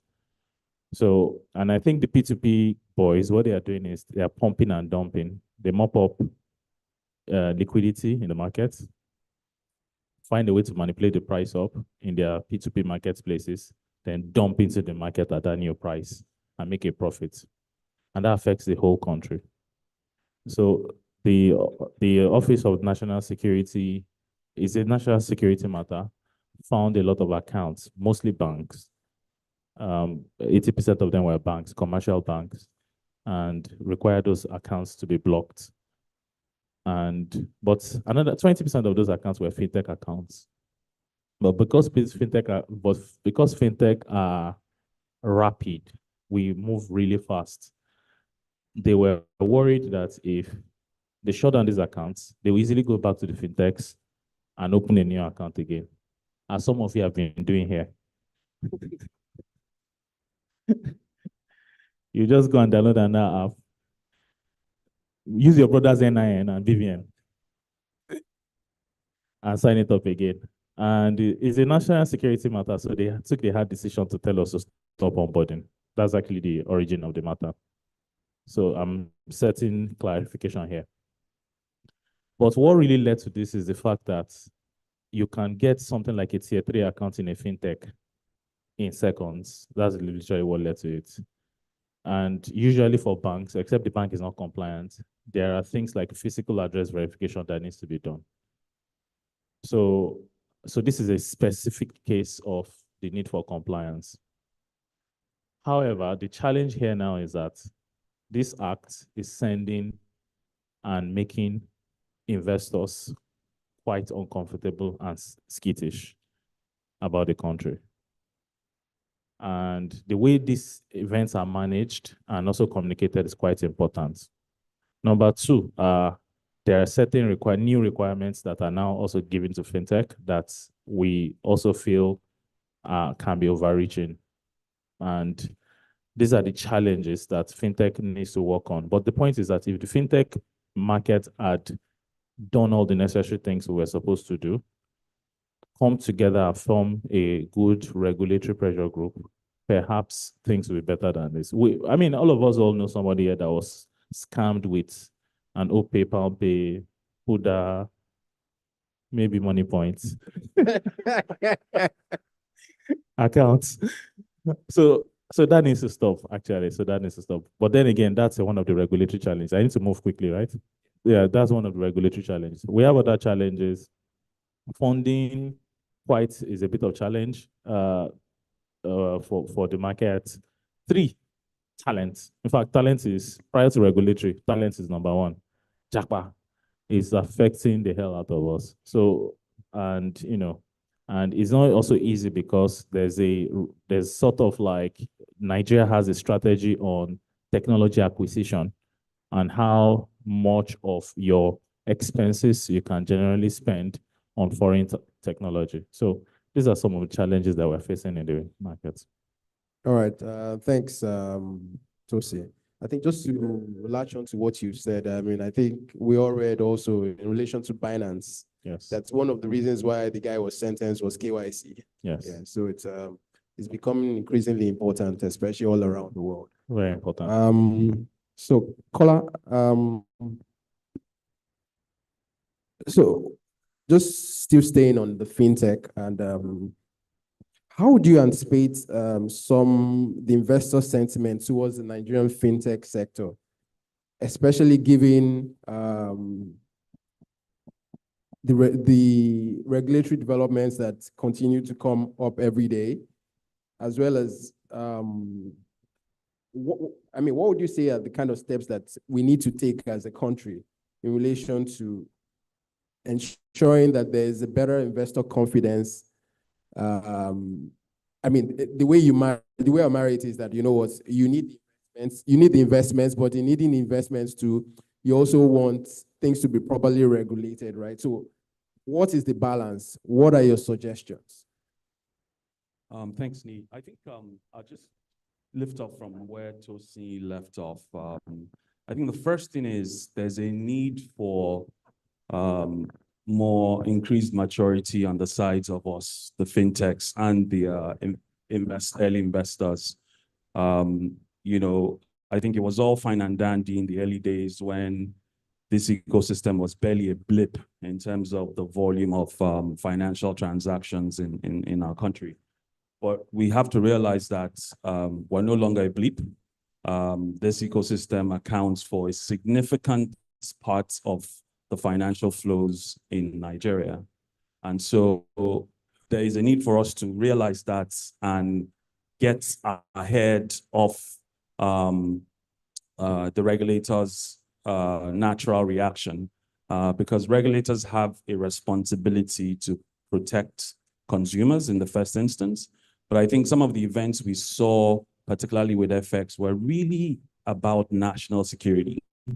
I mean, if you have runaway currency devaluation as rapid as it was happening, and if one of the allegations is that this was being accelerated by some of the loopholes in across some of the fintech and applications, then it moves away from mere consumer protection to financial security. National security. And so, as an ecosystem, I definitely think we have an obligation to level up on the individual company level up your KYC and AML. But I think we need to move from being individualistic in our approach to engaging the regulator to really working as a collective, as an industry collective, either it be through informal collectives or industry associations. Because the guys that you are trying to disrupt, in quotes, are very organized. The banks have something they call a bankers committee that is extremely organized, that has lots of influence on the regulator and other channels. Every sector of this country has forums in which they collaborate.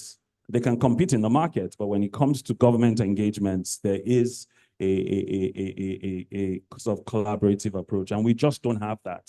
And I'm very proud to say, I'm very happy to say, I can't get into details, but there is a lot. I think all of us have chopped bulala in the last few months. And so there is a lot of incentive to work together, and that's happening now.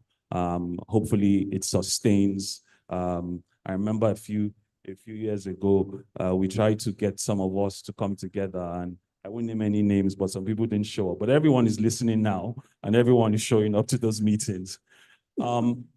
But I think there's real and present danger, because you see, it's one thing there's a signaling effect that is very worrisome. A growth investor sitting in New York doesn't understand why the CBN is doing all it's doing. I think someone was counting in January, there were probably 30 circulars, I can't remember, on FX related issues. And so if you're trying to invest in a company in this market, you're wondering what's going on. There seems to be a surprise every other day. And so if I would suggest anything to the regulator, and I say this with all humility, I think it's important that while you ramp up this regulatory activism and trying to sanitize the system, you also signal very clearly that we value this ecosystem. Our intention is not to kill this ecosystem.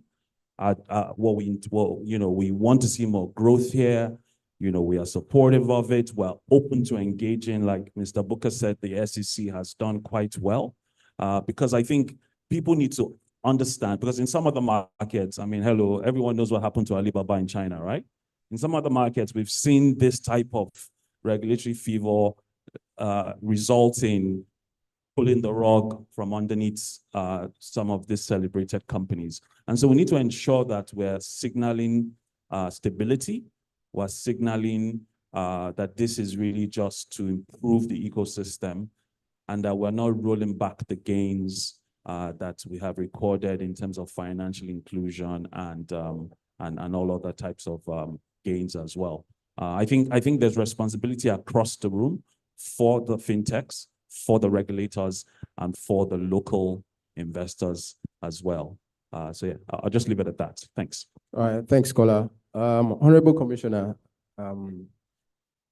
your response to the initial question, you mentioned that there was a lot of collaboration, and your Lagos State will act as a catalyst, right? And my question to you is, what kind of collaborative efforts are you having with the accelerators, the incubators, bearing in mind that, you're a state government, right? how do you key into what the federal government also is doing at that level? What kind of conversations are going on in order to align positions to make sure that whatever is being done relating to the ecosystem, you know, it's not just all encompassing, but is it can basically work across the country. So you don't want a situation whereby what you have at federal is different from the state. So everything there's, so essentially what kind of alignment is in place?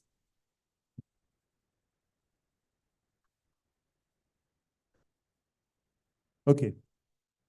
All right.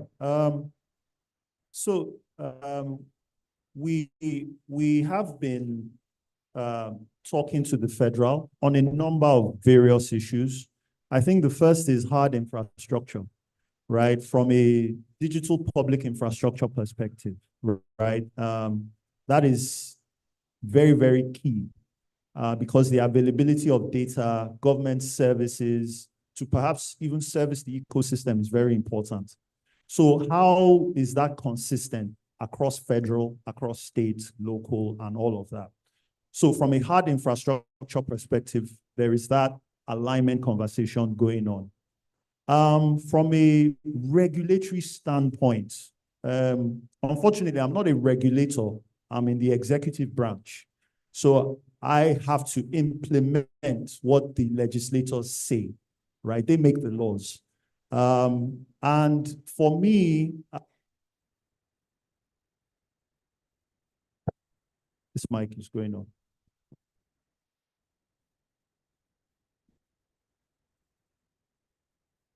So for me, it's also engaging with players in the ecosystem. I have interface with a lot of companies, a lot of hubs, a lot of innovation centers. I think my message of late has been what Kola was hampering on, that you know the ecosystem needs to develop a very sophisticated lobbying function, right? And you know, I met a bank CEO recently, and he says, look, he's 50% or 60% of his work is in Abuja. You know, he sleeps there, he has a house there. He basically works between there and Lagos. And that's why, even from a mobile money perspective, you can see that even the CBN is more on the side of the financial institutions than, say, maybe a telco.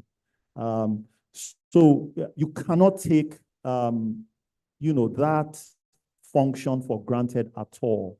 And, you know, I also have an argument that legislation can also help grow industries. I mean, prior to the banking consolidation in the early 2000s, we had a number of banks. When that happened, where banks were more capitalized, stronger balance sheets, they started showing up in rankings, right, across the continent, right? So with common sense legislation, a lot can actually happen.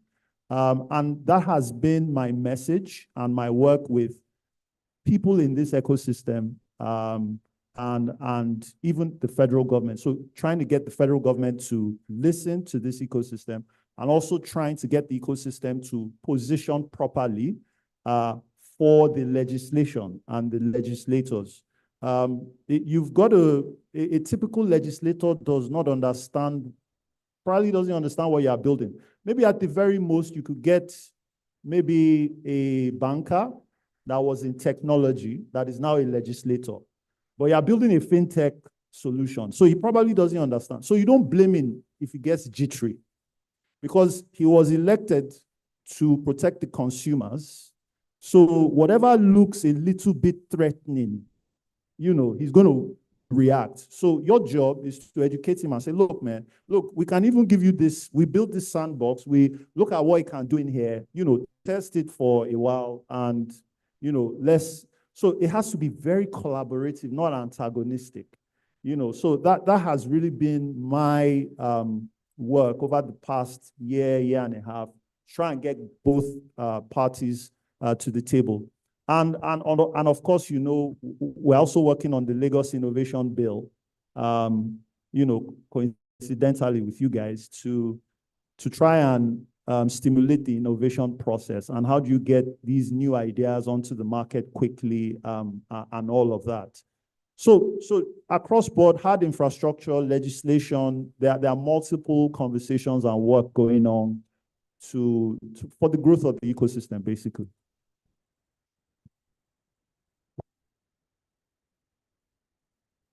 I think at this point, we'd like to ask for questions from the audience.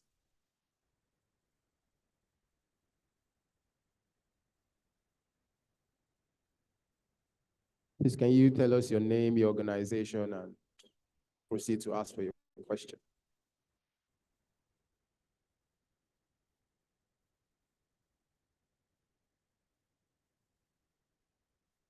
Good morning, everyone. My name is Kwejo. I represent Koda Payments. I work as the regional manager for the Sub-Saharan African region. So a few days ago, Semafor Africa released a report that Nigeria is... Move it closer so we can hear you. Okay. Move it closer to you. Sorry. A few days ago, Semafor Africa released a report that Nigeria is no longer the biggest economy in Africa, that we've been overtaken by South Africa, and in 6 years' time, we would be fourth in Africa, behind South Africa, Egypt, and Algeria. And one of the things I believe that we can do to avert this or improve the economy is to build a sustainable and inclusive Nigerian economy that is replicates like what we have in Lagos in other parts of Nigeria.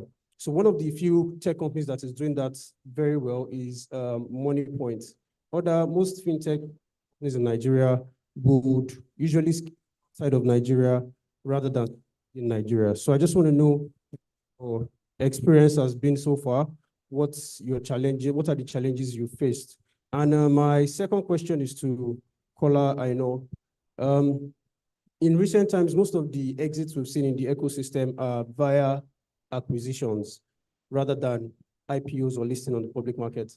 I want to know why that is, or is there something wrong with the Nigerian Stock Exchange that you people are not telling us? Yeah, so those are my questions. Thank you. Okay, I guess I go first. All right, thank you very much for the question. Yes, indeed, MoneyPoint is heavily Nigerian and will probably always be heavily Nigerian.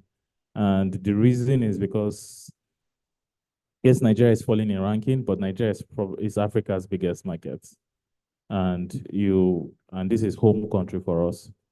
And for me personally, this company is not just a valuation-seeking entity. Of course, I need to deliver return to my investors. I have delivered return to my investors. I want to deliver more, and my investors are expecting to USD. But ultimately, what you need to do is to just, find more market, generate more revenue. But my own personal philosophy is to go deep than wide. Right? That's my personal philosophy. I think, and it's all around focus, which is like put your mind on something, go deep in it, be the expert and be the best in it. And building a company in a different geography is not trivial. You can easily say a story and say, oh, I did it in Nigeria, I'm going to do it in South Africa. South Africa has, you see this amount of while I'm going through in Nigeria, South Africa has its own too. You cannot replicate yourself that way. So at least at this scale. So almost often time you see that even the biggest organizations in the world, the way they expand to more countries is sometimes inorganic. You do an acquisition of an existing company that's already strong there, knows everything, and you keep the original founders that they continue running it on at least until they integrate it. So I feel like a lot of my colleagues that expand to other countries, you see a lot of them even roll back those operations and come back because it's premature. At the end of the day, execution requires bandwidth. Bandwidth is the amount of resources that you have to get it done. Those resources include your own mind share as a founder yourself, includes capital, includes talent. I don't think we've all gotten to the scale where you're a full executive and you don't know what's going on in your business. Hence, your mind share is almost always going to be in what's the most important. So That's Money Point's personal philosophy. I think it makes sense because it takes a lot more than just, the desire to go execute at a similar scale in probably smaller countries. Thank you. Yeah. All right, Thanks. thanks. Kola, go ahead. Yeah, just very quickly, I think you're right. For most of the fund managers in the room that have had liquidity or have recycled capital, it's been mostly sort of strategic acquisitions or partial sort of exits to later stage investors. We haven't yet seen local IPO activity, and I don't think it's really strange. I mean, the exchange historically has only listed companies, profitable companies, and a host of other criteria that the kinds of companies, the startups often aren't able to meet, and by design shouldn't be meeting too early. But also, I think there's a second problem, which I think is slightly more approachable, which is someone talked about that we got ahead of ourselves. You have to look at the total capitalization of the market itself. There's only a certain level kind of company that can actually go public in this market and have the support in terms of capital flows, right? So I think we need to start looking at ensuring that companies that can be profitable at a more modest capitalization level look at the local exchange as an option. And very happy to say the NGX, from what I know, I happen to serve on one of the boards, is doing work around really saying, look, how do we get more of these companies to consider the local exchange as a path to liquidity? And I suspect that, fingers crossed, in a couple of years, maybe not, or maybe months, who knows, we might start to see more of that sort of local activity here in our exchange. Maybe dual listings for starts, but there's work going on that, and I suspect that will happen soon. Okay, I know we've run out of time. I'm just going to ask for a paragraph or just one sentence from each of the panelists in relation to what they think should be done next in Nigeria, especially relating to a panel topic. What needs to be done in Nigeria relating to the panel topic? Essentially unlocking investments, policies, and reforms. Just one sentence. Okay. Start over there? Or? Okay. All right. So I think for me, I'll just want to encourage people to build and not to give up. I think for a lot of founders that I've met, that have really seen the process as a learning process, more often than not, I think they, a couple of times, maybe half the time, they end up scaling through a lot of the challenges. We are at a level in our country where, and I think a lot of countries have been through it, where there are a lot of things not properly understood. And I think there's more collaboration that needs to happen so that we can scale some hurdles. But I just want to encourage everybody to continue to build, not to give up. And definitely there are some people in government that are really, really willing to help. So that's really. All right. Thank you, HC. Well, I'll just echo what I said earlier, that I think as an ecosystem, it's time that we wake up and wear a big boy or big girl pants. This is no longer fun and games. We have to collaborate. We have to engage the regulator. We can't function in the shadows. Money Point here is probably responsible for more than half of the electronic financial flows in this country. So the regulator is paying attention. And so we have to collaborate, we have to engage, we have to act our age, or else bad things will happen. Thank you. I think what I would say is for entrepreneurs, it's important you understand the drivers of your business. There will be regulations, and regulations are important, but there are certain things that drive business. Looking at, for example, the transaction you talked about, it's a non-tech business, but one thing that was clear to us were the drivers, and it was that despite the fact that there were a lot of regulations that were not working, that were not in favor of that business, and COVID and other things, we were very clear of the drivers. And we knew at the point we went into that business that we could influence a lot of the drivers. And then it was clear to us that we had our destiny in our hands. So like he said, and Tosi and I were having a sidebar earlier, that there needs to be a lot of lobbying in the industry. You need to make sure that you drive the things that will make you succeed. You need to put them under your control. And so it's very important to understand the drivers and make sure you drive them. Thank you. So for entrepreneurs, for investors, for the regulators, for entrepreneurs like me, like we said, we keep building, and 2, we try to mature pretty quickly, and 3, we have a large market. That's the opportunity. I will not stand here and say that timing is not important, luck is not important. I think those 2 things are things we all need to acknowledge.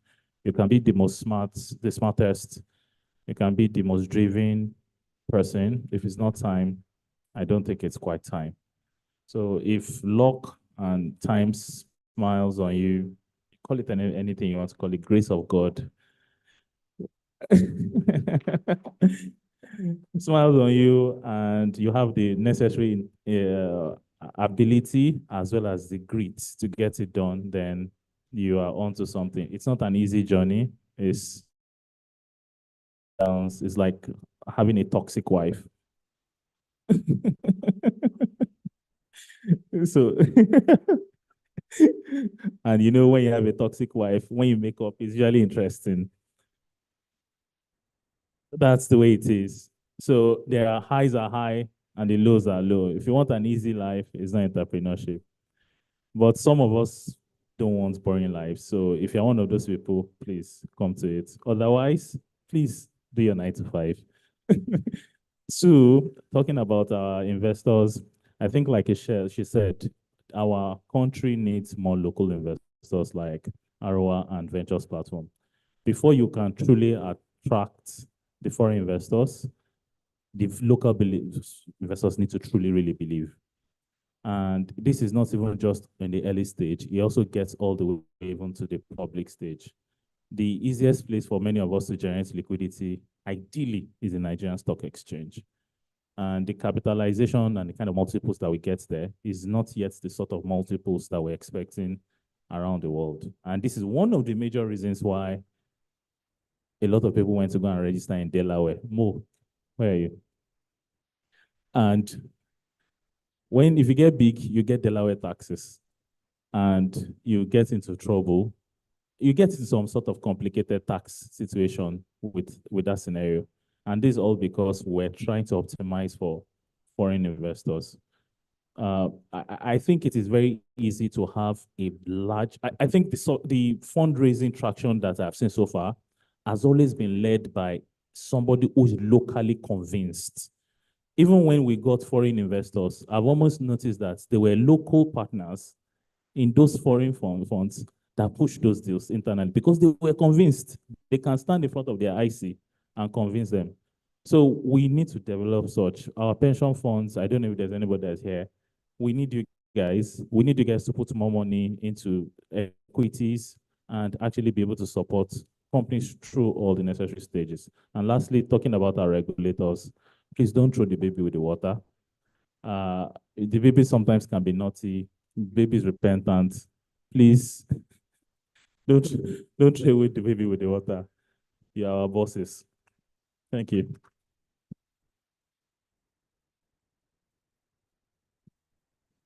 So I think you said it all, and the panelists have said it all. I guess I just have 2 closing remarks. The first one is to entrepreneurs and founders. So just kind of highlighting and emphasizing the governance point. I think that the industry has been somewhat tainted, stained by some of the stories that we've heard over the last couple of years. So please think very carefully before you take on venture capital funding. As I said, it's not for everyone. It comes with governance, it comes with accountability, it comes with making sure that there is trust, there is transparency. You know, you have to send investor updates monthly, sometimes quarterly. You have to, you know, really be accountable to the capital that has been provided to you. So, you know, your actions can either change or promote the industry. So please, you know, think carefully before you take on venture capital funding. The second point I'd like to make is really just around local capital mobilization, as he mentioned. We have each other. When things get rough, we don't know, we can't go anywhere else, right? This is home. Global investors can go back to where they're from. So it's really thinking about how do we unlock pockets of local capital, from pension funds to banks to insurance companies. They have assets that are idle. They have assets that are mainly in risk-free assets.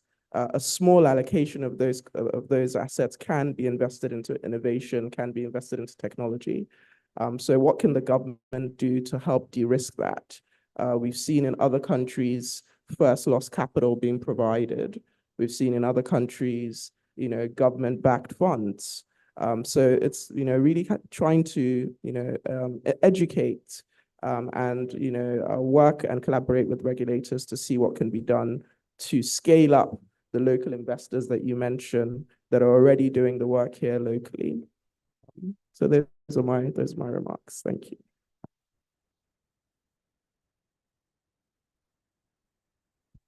All right. I'd like to, at this point, thank the panelists because I know that our coordinators have been saying that we basically shot above our time.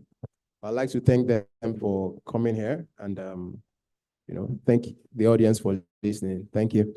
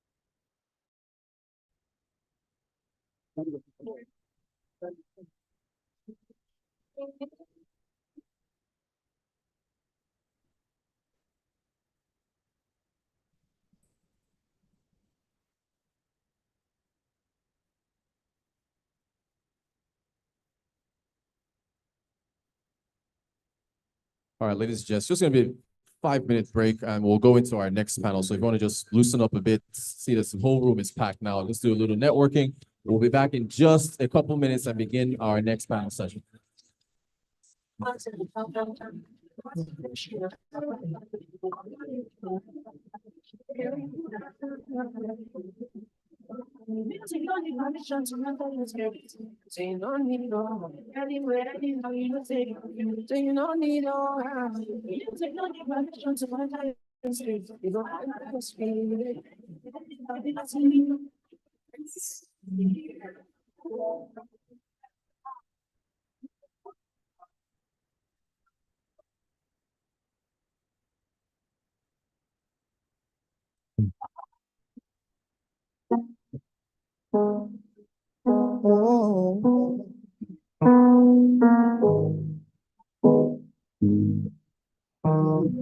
you more.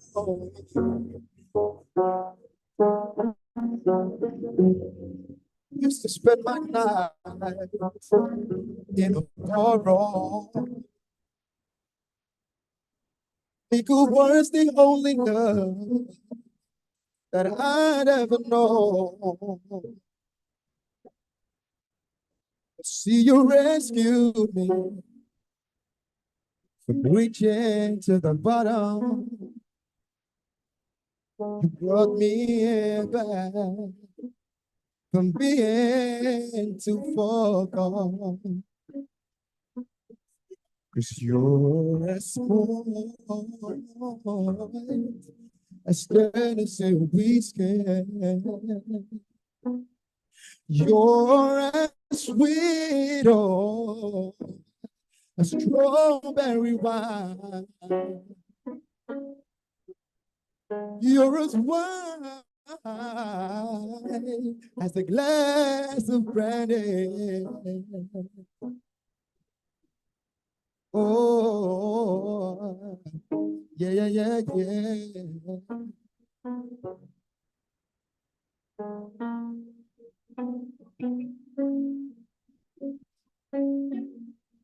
Oh,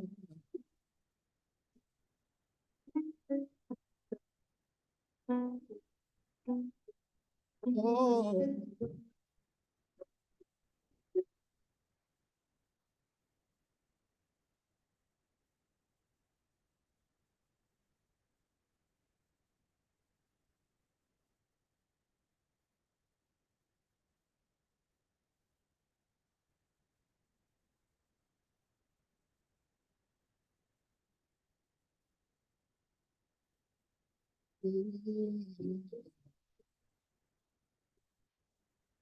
I just want you to know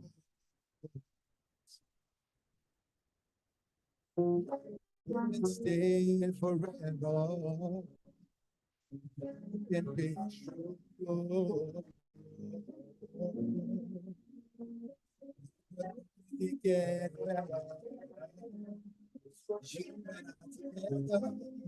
through the days and night. I don't worry, cause everything's gonna be alright. People gave no, they can say what they like. I don't worry, cause everything's gonna be alright. No one, no one, no one, yeah, yeah. In the way I wanna feel. No one, no one, oh, we get it the way I wanna feel for you. Your love, the way I wanna feel when the rain is pouring down and my heart is searching. You were always there. Oh, yes, I know for certain you and I together. Things get right. I don't worry, cause everything's gonna be alright. People keep talking, they can say what they like. I don't worry, cause everything's gonna be alright.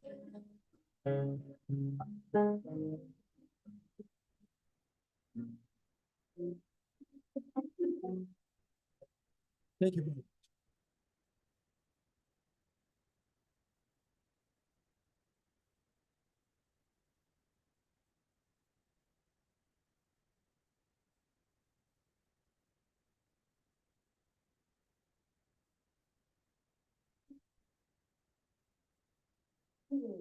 When it comes to gender equality and promoting diversity, we're not just talking the talk, we're walking the walk.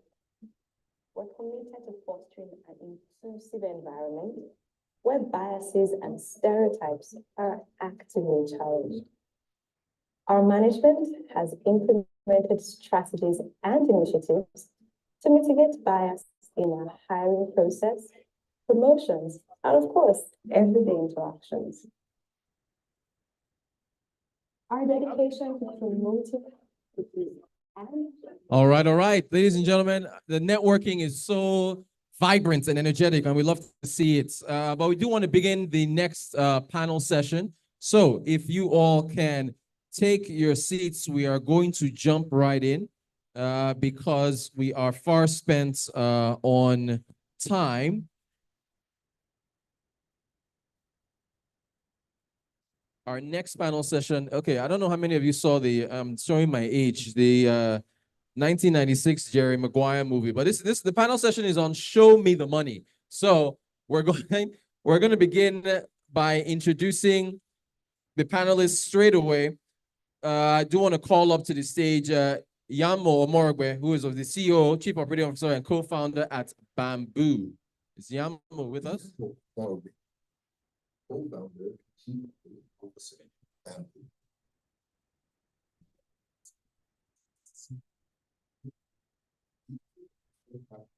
It gives Nigerians real-time access to buying, selling.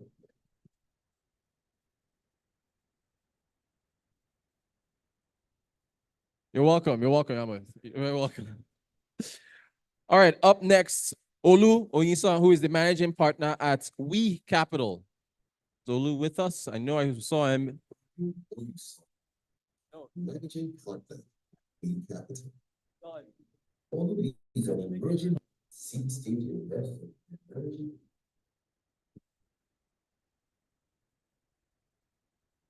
I know we saw Olu is, yeah. All right, yeah, come on. You're very welcome. You're very welcome.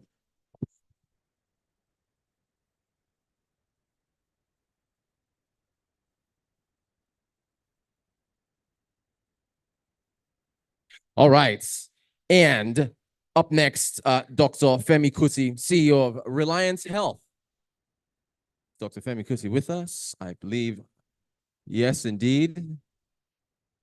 Again, this is our panel session on Show Me the Money. So this is going to be a very in-depth and specific discussion on the funding behind technology. Okay, all right. And okay, he's already up here. Please, a warm round of applause for Olumide Shoyombo, who is the angel investor, co-founder at Voltron Capital as well. Olumide, you're very, very welcome. And also, Tosin Faniro Dada, a partner at Briga. Tosin, all right, you're very welcome.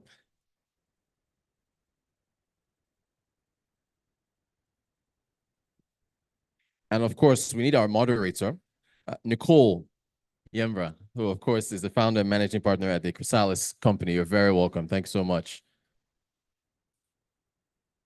Make sure all your microphones are there and do take it away. Show me the money, as was said in Jerry Maguire 28 years ago. Good morning. Can y'all hear me well? Awesome. Thank you guys so much for your time. And again, apologies that if things running behind schedule a little bit. To sort of kick off, I want you guys to have a little audience participation. I'm old, so I woke up with the pulled muscle in my hamstring, so you're not gonna have to stand up right now. But I'm gonna ask a question about the 5 most important factors to a startup success. And it's almost like the previous panel sort of teed it up because different people said different components that are in those 5. There's a TED Talk about a study that's been done and sort of ranked the most important factors in startup success. So I'm going to tell you the 5 of them. And then by show of hands after, you'll tell me which you think is the most critical factor. And then we'll go into our panel. Okay. All right. So the 5 factors, first is the idea. So if you think that the idea for that problem, that thing you want to do is the most critical factor, you'll vote, right? That the idea is the most important factor in a startup success. The second is about the team. So the team's ability to execute on that idea, their adaptability, their resilience, their ability to work together, to kind of curate, et cetera. So is it really the team? And I believe some people in the previous panel said the team was the most critical factor in a startup success. Or is it really your business model? How you're going to make money. So that path to generating revenues, profits, returns, et cetera. Do you believe the business model is the most critical factor to startup success? The next is funding, which is what our panel is about. So the ability to get money to be able to, power that, whether it's equity capital, debt capital, whatever it is, funding, to be able to get that business idea grow. Is that the key factor startup success? And finally, about timing. So when is the market ready for your product? Do you have complementary products in the market? So you got those, the 5: idea, team, business model, funding, and timing. And I'm going to want my panelists to vote. Yes, you guys have to vote as well as a factor. So if you believe that the idea is the most critical factor, please raise your hand. Nobody? Okay, I got one. See, I appreciate a brave soul. The idea. All right, so I have one person in the whole room, idea. Okay, the second, the team. Their ability to execute. Okay, you've got team. All right, we've got a couple of people who lead the team, okay? The next is business model, the path to revenue. Don't be shy, put that hand up, girl. Put that hand up, okay. We got some business model, okay. Next, funding. Got hands. A lot of people aren't voting. Is my game not fun? Like, so okay, funding. So why are you guys in the panel? Thank you for 2 hands, I appreciate that. Okay, and timing. A sprinkling. Okay, so the most critical factor in a startup success is actually timing. Whether there's complementary products, whether the market is ready for you, that's a 42% most critical component. Funding is the least. It is at 14%. Is the least progressive indicator that a company will be successful. So the amount of money will tell you how to raise money, but the amount of money you raise, all of those things give you a 14% chance of actually succeeding. Timing is the most critical aspect. So I know it's kind of counter to my panel, but we're gonna go for it. So first, I want to thank again all of my panelists for being here.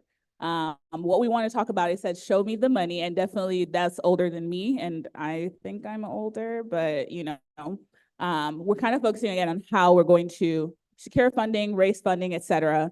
So I'm going to start with one of my ecosystem faves, Yamo.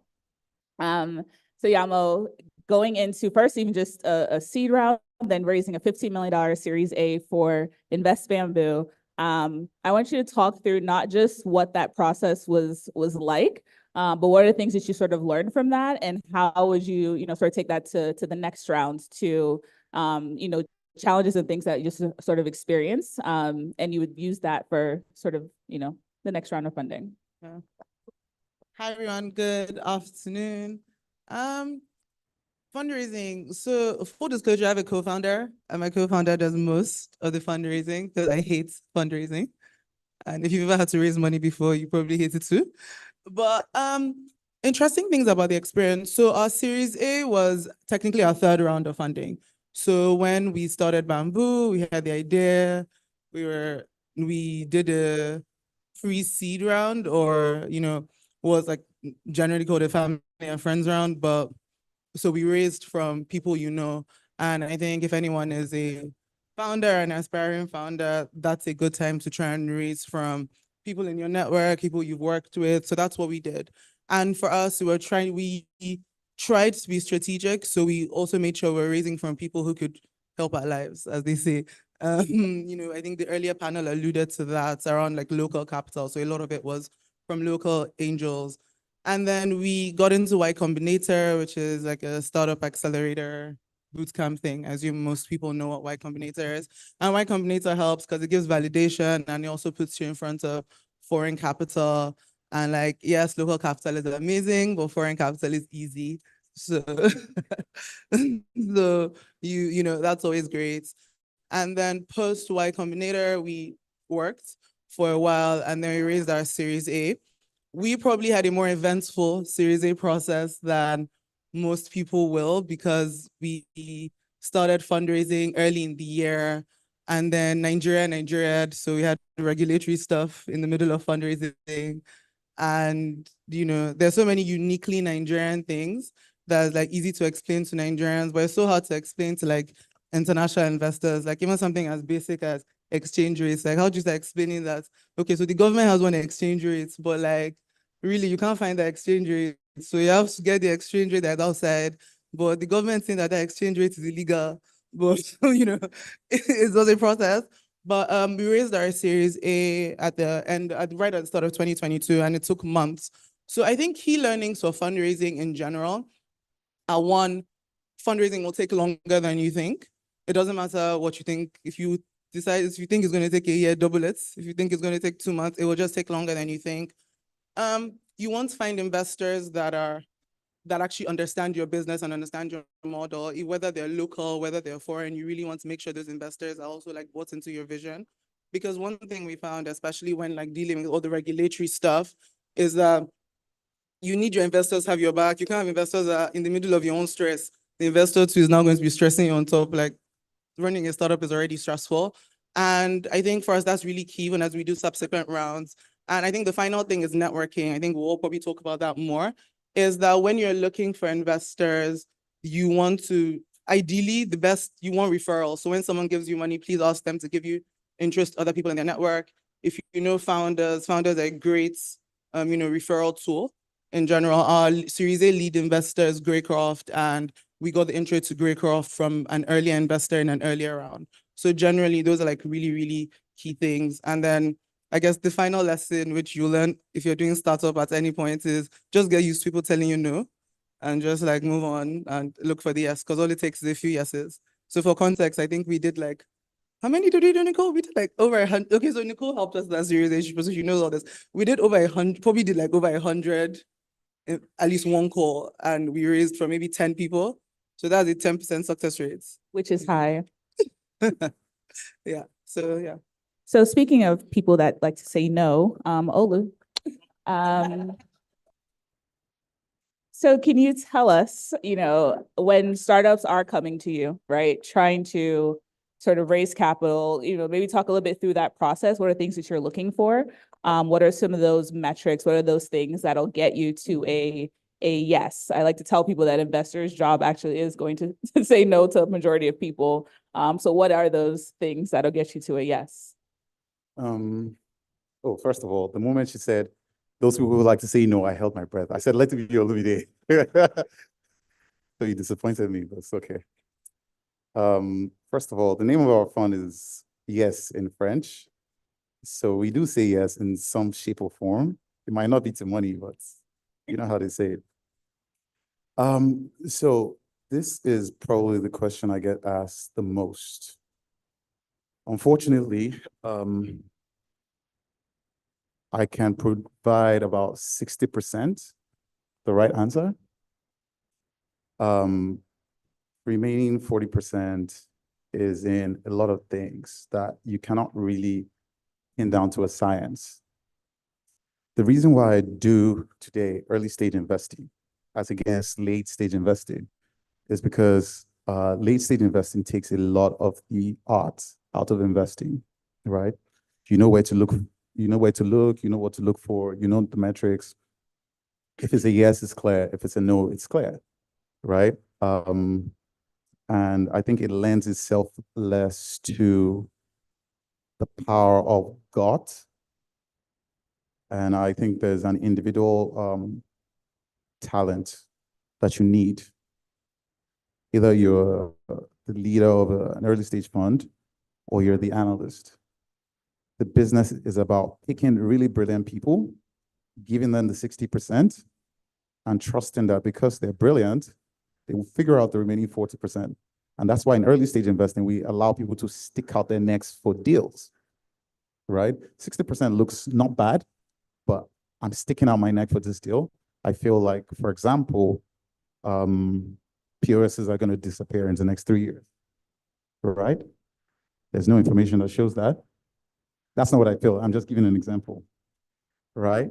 But as long as you can come up with about 60% proxy information,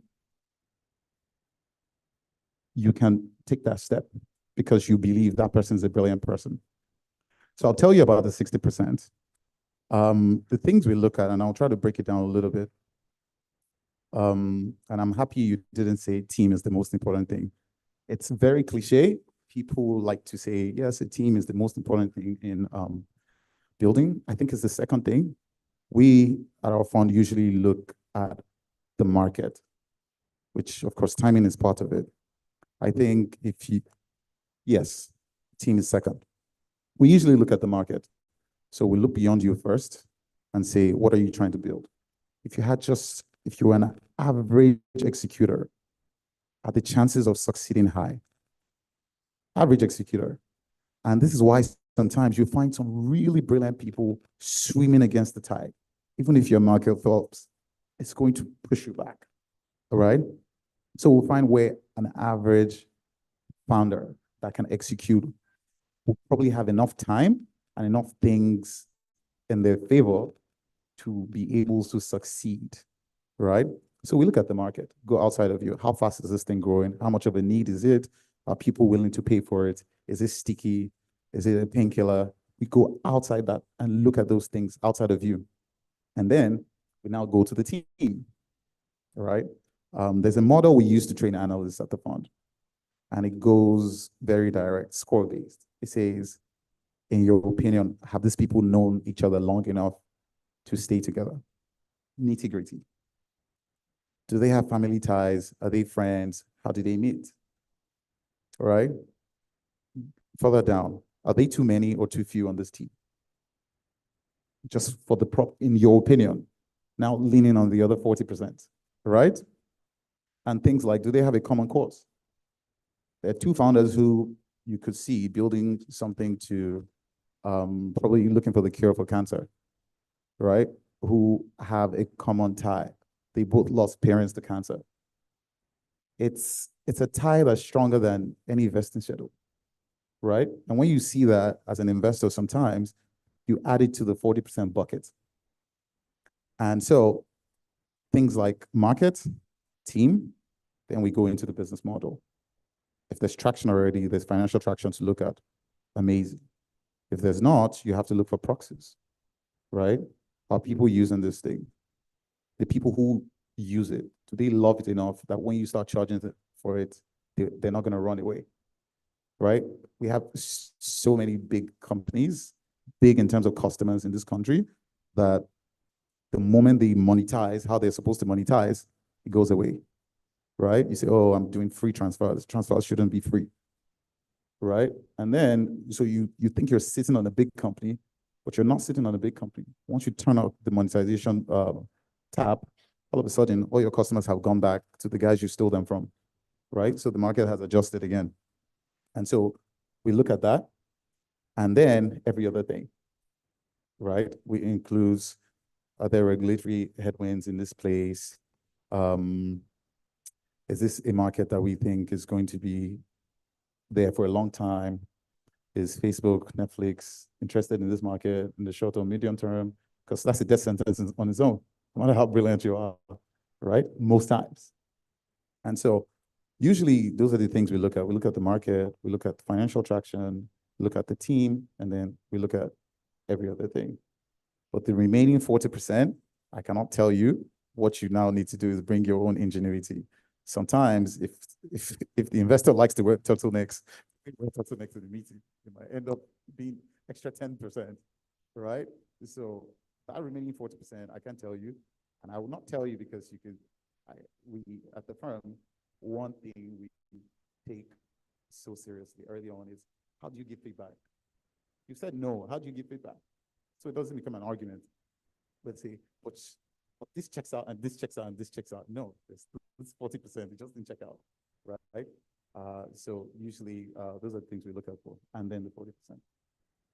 Thank you. So Tosin, now, have you had any, startups come to you with sort of like more unique approach in how they want to raise, or to something that, stuck out to you in how they presented the information, or, not just checking that box, but it makes the whole sort of thing? And what sort of advice would you have for companies to sort of customize, right? Because if you don't have a Richmond who wants to go out and raise, and Yabo has to say, well, let me go do that. Like, what are things you would tell her, right, to be the one forced to do that if that was the case, or any other type of person that may not have the personality, whatever that is, to naturally raise?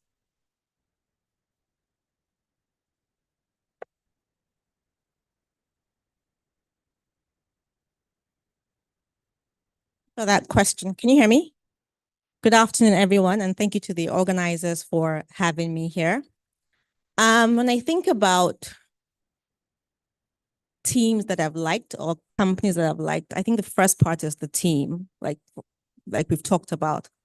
And what excites me is I'm old school, right? So experience matters to me.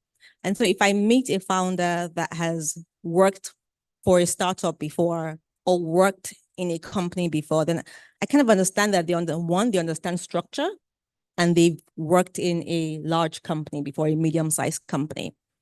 The second is their understanding of the market. So I find that some founders don't actually understand their market or their target customers. And so for me, it's important that you understand the relevance of your product and solution to your market.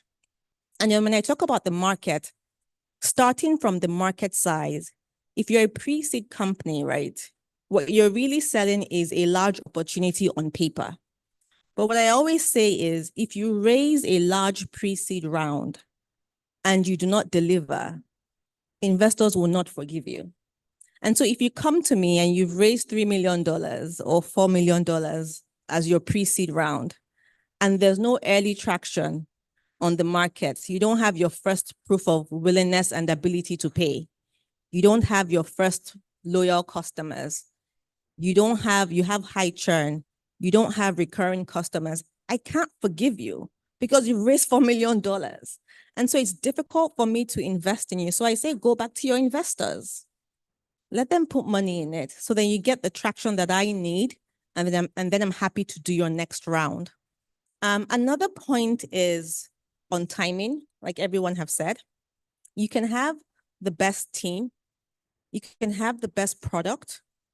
But if it's not the right time, if the why now doesn't make sense, then it has nothing to do with you. It's just not the right time. And then my last point will be on competition. I think it's important for founders to have a deep understanding of their competitive market. I've met founders who've said, I have no competition, or they're all dead. What does that mean? I'm like, what do you mean did you kill them? But you didn't kill them because you're raising a seed round or a pre-seed round. So how are they dead?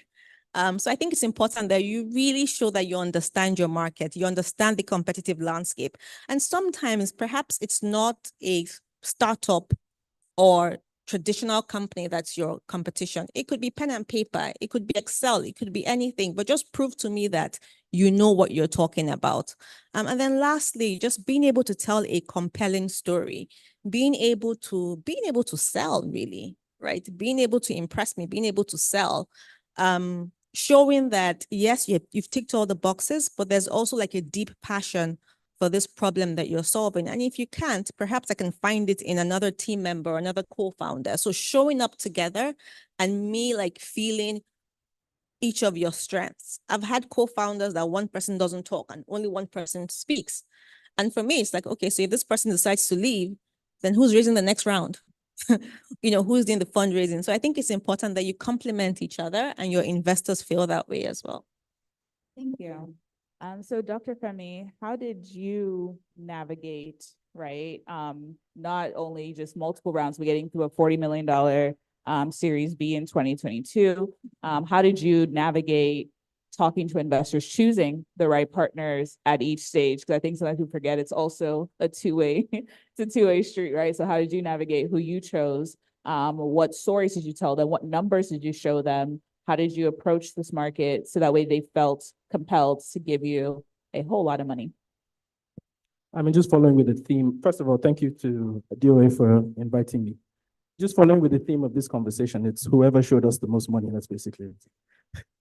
No, jokes aside. I think more to what Yamo was saying about having a great investor sort of like roster that's able to make those introductions for you. I think we had a great set of like our early investors were essentially the ones who made most of those introductions. That's one. I think the other thing that I would be remiss to not point out is the fact that, like, to your point about timing, we were raising at just the best time for like raising, like the whole thing was actually quite incidental. So a friend of mine who had been raising in New York at the time, we had planned to raise sort of like the next year. Imagine if we'd done that, it would be a very different story. And then he just calls me up and is like, dude, whatever you're doing, raise now. Market is crazy. Don't know how long it's going to last. This is a bubble. It's going to explode. Do it now. And then I call my co-founder and then we go ahead. So there is that aspect of like timing and all of that stuff. But I think that if fundamentally the business makes sense, you're always going to be able to find people who are interested. What led us to choosing who we chose at the end of the day were a bunch of different factors. I'm not gonna lie, valuation was one of those factors. I mean, like, of course, you want to see the person who's going to like, price you at the best numbers, not just for yourself, but also for your previous investors. And also the terms as well really made sense because we were able to create some liquidity for our early investors, which was also very important for us. Because I think at the time, we wanted to be part of like an ecosystem story that was a liquidity story because there hadn't been that many of those kind of stories up to that point. So that was another important thing. And I think the third piece was just kind of like executive support. But I mean it more from the point of view of like, after we'd raised the Series B, what we were thinking about was what next? Like, what kind of company do we want to become after the Series B? What does that company look like?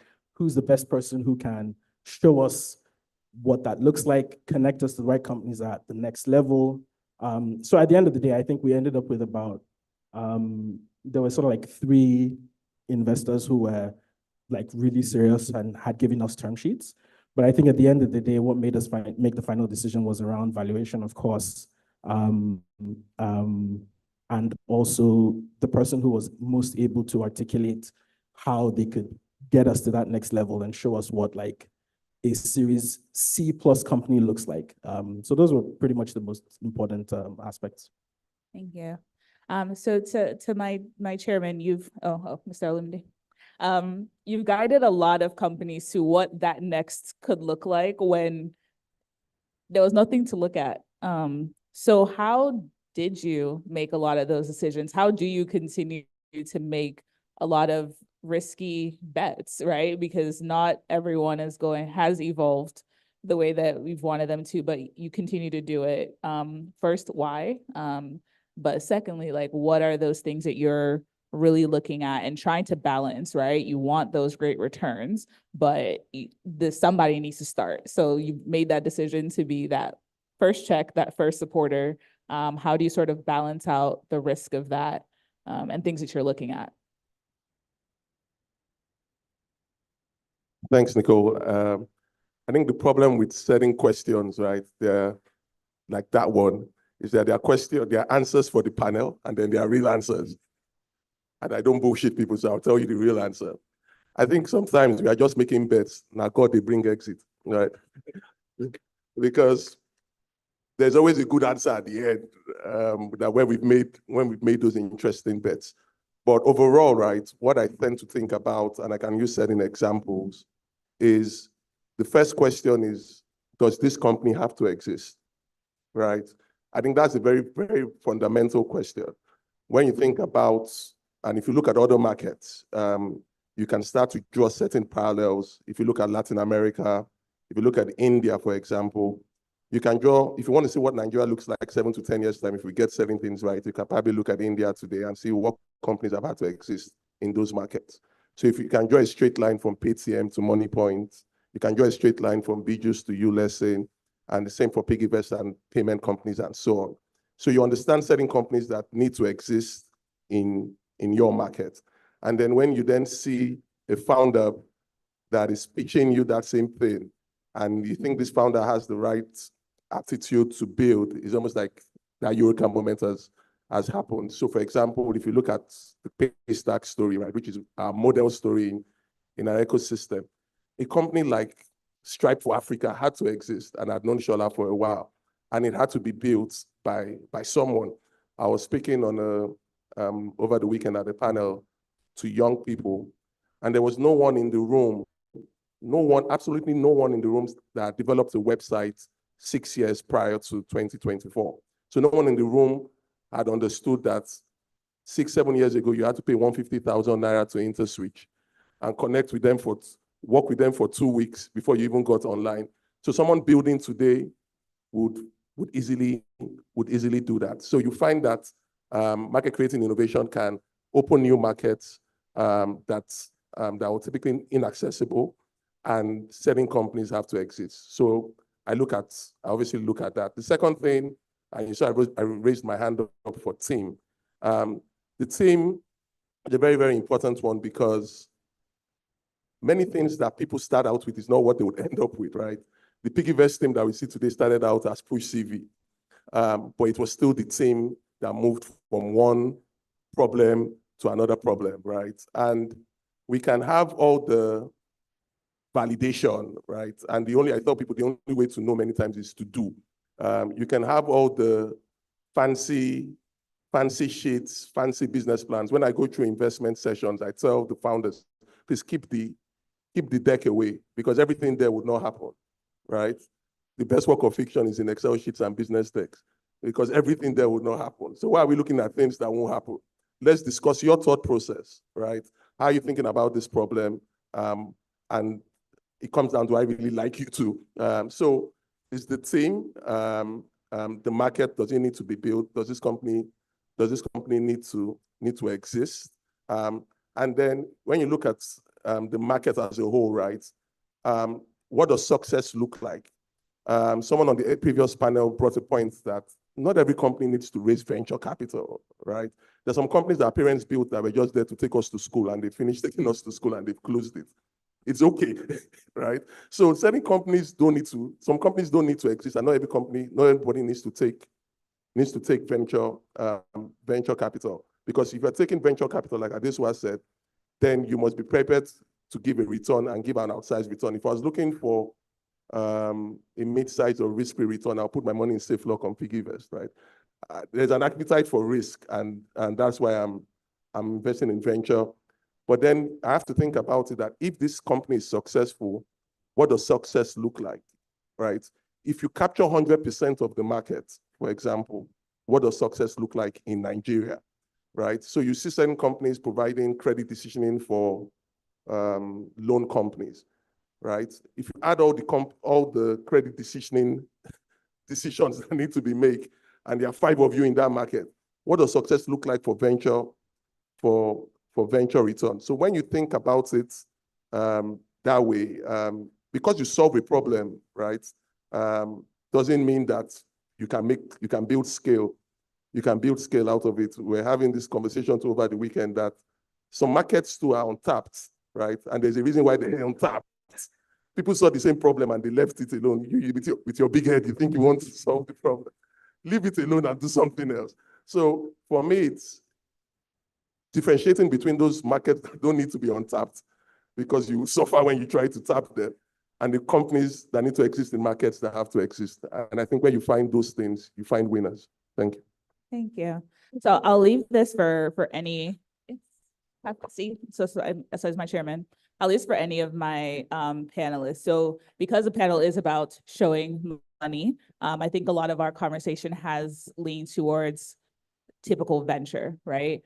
So could y'all talk through just the different types? So when there's a very specific type of company that venture capital is actually created for, then there's what private equity should be. Then there's times you should raise types of debt. Then there's just other, types of things. So can y'all talk through maybe some of the different instruments, right, that people could use, and just, different sources of capital. So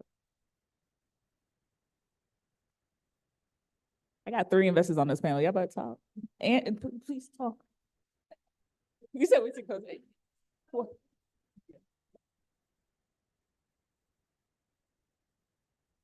So I think this is an interesting question, especially answering as a founder. But I think it's actually important because I have founders. Well, no, I have founders. I have people that have ideas reach out to me very often to be like, oh, I'm starting this. I want to do this thing. And can you introduce me to your investors? So before I used to just look and try and give feedback, but I stopped doing that recently. And the question I now ask founders or people whenever you have an idea is, to pitch to yourself and be very, very, very honest. Don't lie. Will you give yourself money? And it works. And because it's true, will you give yourself? Assuming yes, you give yourself money. Will you give yourself money and trust that all things being equal, there's a possible chance that I can give myself 100x? Most people are a bit honest and be like, no, but I can do 10x. So it's like, okay, fantastic. So don't go to VC investors because they are looking for 100x. What's the universe for 10x investors? And some people are like, I have this idea, but I'm not right quite sure from an equity point of view, but I just need capital for a short period of time. So maybe debt is for you and you feel very, very confident about your cash flows. So I think generally as founders, tech has become cool. VC has become very, very cool. A lot of people have raised money and that also sounds very, very cool. But it's just important to actually look at your business and think about like what type of money your business needs. Because, someone that gives you $3 million, there's no charity, they're very aware that they gave you $3 million and they're expecting $3 million type of activity from there and so on and so forth. So I think, there's also a lot of options. There's grants, there's bootstrapping. People forget about that, but there's actually bootstrapping. Not every idea, if you actually go back to why VC money was important, it was because you needed a large amount of money quickly to scale very, very quickly because it wasn't a market that could be slow. So there's just an honesty in asking yourself, do you need a large amount of money quickly to scale very, very quickly versus that? So I think there's just a responsibility there around thinking about money. But honestly, it just boils back down to that question of, will you give yourself this money? And, being, really, really honest about that. And I think also, it also comes back to even the way people pitch when you're pitching. It's also important to remember when you're talking to investors, because you get a lot of founder feedback. This guy just said no, he wasn't even listening to my idea, blah, blah, blah, blah. But I always ask founders this thing to especially when you're talking to local investors, they know what you're talking about. I always giggle when I get to the TAM slide in people's deck.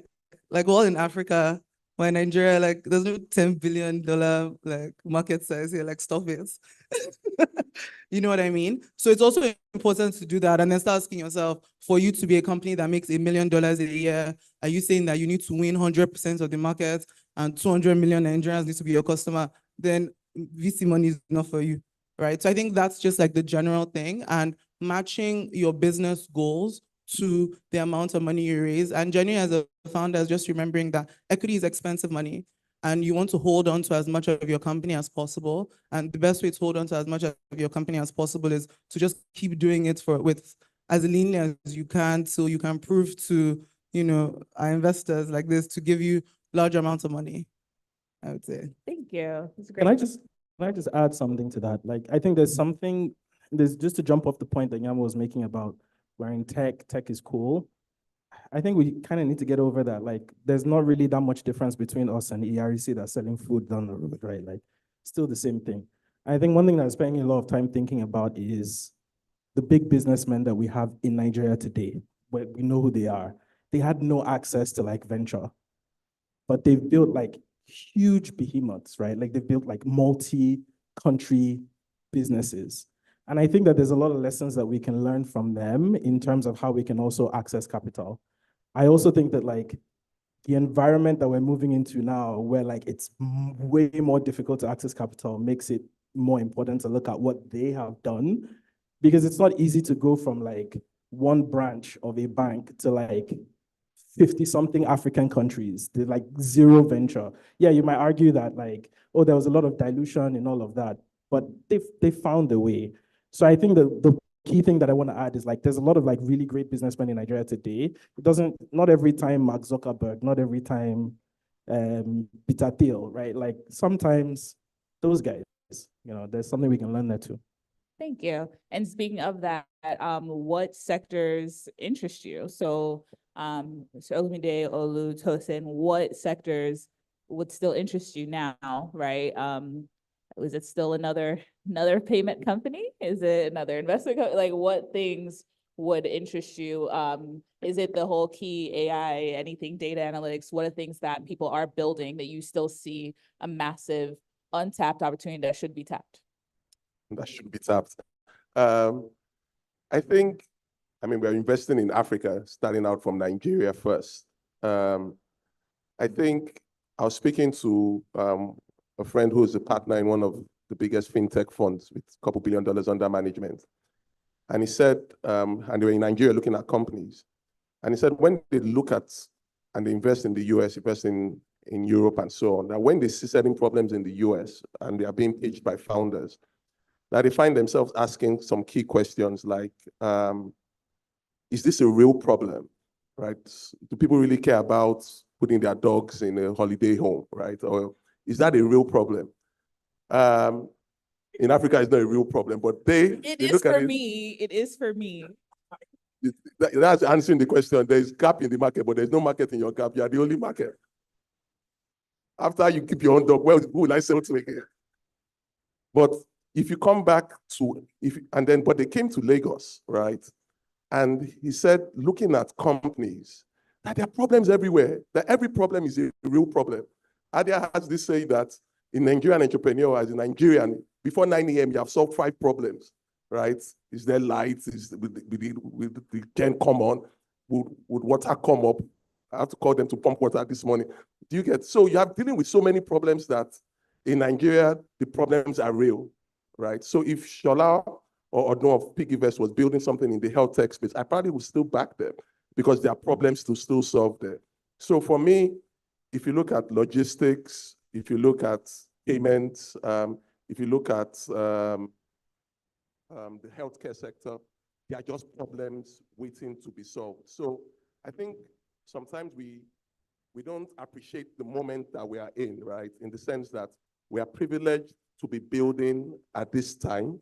We are privileged to be able to back fundamental companies that will be pivotal to Nigeria's digital renaissance and digital growth. So someone that solved payments, that's done. If it was coming to solve it now, it's another problem that needs to be solved.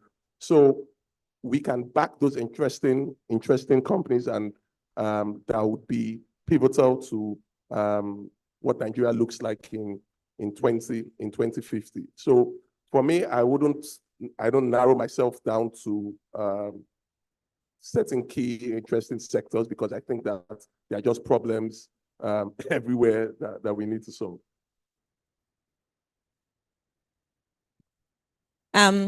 So very similar to Olumide. So Briga is European and I sit on the Africa team. And sometimes I sit on our European IC. And some of the solutions they bring, it's generative AI. The other day, it was a company that wanted to train people to go to space. And I'm like, space? We haven't eaten. What are we doing in space? Why are we training people to go to space? It reminded me of Ocean Gate, the guys that went to see the Titanic. And so, but then when I take my companies to IC, you would see we are digitizing supply chain infrastructure. And so I would present the company, present their deck. And then they would say to me that, but this is not really digitizing the infrastructure. This is a marketplace. This is distribution. This is logistics. But the truth is, this is where we are today. And that's what's important to us today. So for me, beyond the sectors, it's also the business model that interests me as well. For example, I was speaking with a construction company, a construction solution company, and they were building a solution like a software for people in the construction industry. But the business model would not work. They were going to charge $10,000 to $25,000 per month per project. And you said, I said, too. And I said, which market are you building this for? They said, Africa. I said, which Africa? Construction is already very expensive. Which principal contractor is going to add an additional 10K, 25K every month per project? But some Americans had given them money. Again, Americans, investors who didn't have local context and don't understand the market enough. But in terms of sectors, we've said fintechs, obviously, healthcare, mobility, logistics. but I'm just really more interested in your path to monetization, how you think about it and how you think of scaling it. Not just in your home market, if you're looking to expand to other markets, but even in your home market, how do you plan to scale it? Who can afford it? I think is another big question. We talk about this, 200 million people market, but then when you narrow it down to people who can actually afford it, I've worked in government and with the grassroots, it's a different world. It's a completely different world and completely different pockets. And so when we're building these products, I think it's important to think about who are you building it for and what is the real market size? And I think in our heart of hearts, we know. We just don't talk about it. I think it might just be a recap of what everyone has said. I think the opportunity is not in a sector, it's inside all the other sectors that we're not looking at, right? And I tell our US investors, I said, Africa, what we're doing in Africa is VC 1.0, right? Don't get carried away. I can talk all that talk and take your money, but what we're doing here is VC 1.0. So the opportunities are in digitizing the real problems every day, right? The guys who built in fintech have done very well because it's an infrastructure layer, right? To even have these things happen. But you need to now look at your everyday problems, right? I see some people trying to build solutions to confirm if band A is band A and band B is band B. I'm like, that's how to think, right?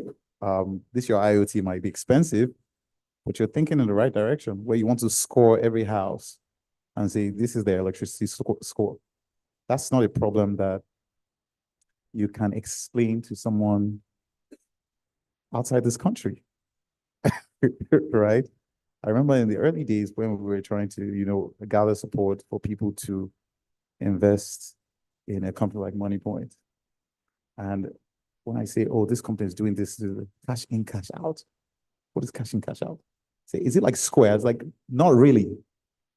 Oh, so is it like Toast? Not really. It's money, it's TMT, sorry, right? And it was difficult. I remember I spoke to somebody and I said, this guy is a brilliant guy. And they said, oh, where did he go to school? I just knew, okay, you're talking to the wrong person. He wanted to hear MIT and so you need to localize your thought process now and digitize for those places.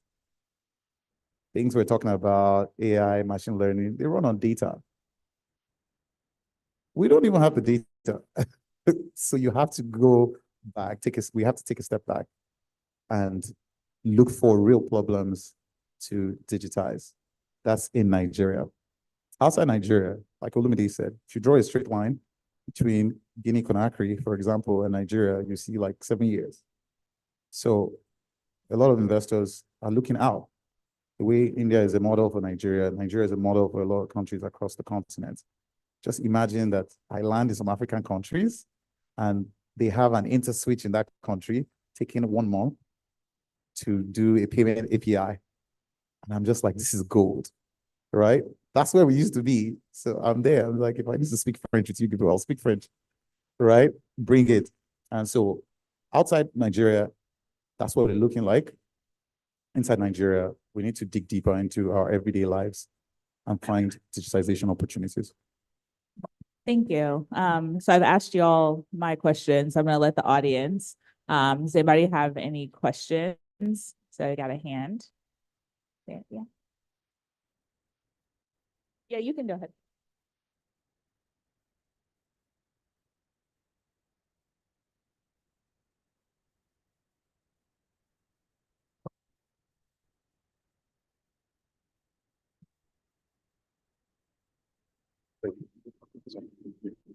Hello, everyone. My name is Koijo. My question goes to Mr. Femi. You mentioned that when you raised funding, it was sort of incidental. So I listened to an interview with one of the Nigerian founders who raised $15 million.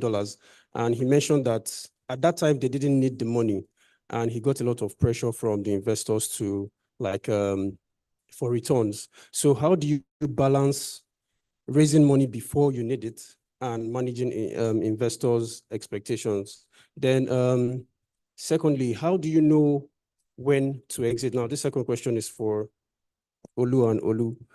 How do you know when to exit? There are sometimes some companies like Yahoo who got an offer of $40 billion and they rejected it, and they later sold the company for $4 billion. So how do you know when to exit? Thank you. Thank you. So first is balancing out your sort of timing, right, with money, and balancing investor pressure, when you should take the amount of money, how much. And then the second question is about when, which is that's more open. When do you exit? When you know it's the right time to exit? I mean, I think I can leave the exit questions to other people. I'm pretty old school when it comes to, look, if somebody's giving you money, take it. Like, just, it's that simple. Like, somebody shows up at your doorstep and it's like, hey, take 20K. Like, I'm like, okay, thanks. I'm taking 20K. Like, because the thing with like fundraising and markets, like it's so unpredictable. I mean, nobody would have, like, we were all here in 2020, 2020. It was insane. Like, people were raising on like a pitch deck and nothing, and they were raising millions of dollars, right? Like, people had zero revenue. Today, you have revenue yourself, like nobody is answering you, you know? So I think my answer to that question is like, look, if there's anybody giving a term sheet, terms that make sense, and they're willing to give money, I would essentially take it, because I can't remember who was saying, it's like, look, if someone offers you money, just take it as soon as you can, because you don't know where else money is coming from. The only caveat that I would put to that is like, if you are absolutely 100%, no, not 100, 10,000% sure that you will not need money again. And that's a high bar to meet, because like, okay, you might think you don't need money, but like there might be this really interesting market that opens up, or the market just kind of like tanks. I think, imagine like, you know, Yam, when you guys, you know, when you guys had your regulatory stuff, right? Like, probably nothing was happening on the platform if you don't have money to tide yourself over. So I think the short answer would be, if anybody's offering money, take it. The board is always going to be happy to say, like, someone's offering you money, oh, fantastic, take it. It's great for them. The only sort of caveat to that would be, if you are not even 1,000% sure you will never need money again, I'm yet to find the company that is 1,000% sure that they're never going to need money. So the only other caveat to that is if the terms are bad. So if it's like, I don't need the money and they're asking me to do a down round, of course, that doesn't make any sense. Okay, I think the other question was on exits, on when to know, on how to know when to exit. People get offer terms and say down. I have a former saying on that one, that once I'm offered an exit, a bed in hand is the only bed, right? There's no two in the bush anywhere. If there's an exit to take it. Because we don't know what tomorrow would bring. So for me, I de-risk, so return capital with a decent return, especially for an angel investor, because that can then go back into the ecosystem, right? If you look at the pay stack exits, employees got paid, early investors got paid, started out funds, and that money, and that's how ecosystems develop. So we need that liquidity in the ecosystem. So when there's an exit, take, even if it's partial, and know that you have distributed, you have DPI, you have distributed to your LPs. And then if the guy loses the money tomorrow, you know that you have counted your wins already. So a bed in hand is the only bed. Thank you. Any other questions? First, any woman, thank you. I'll get to y'all later. It's my panel. No. Her, please. Thank you.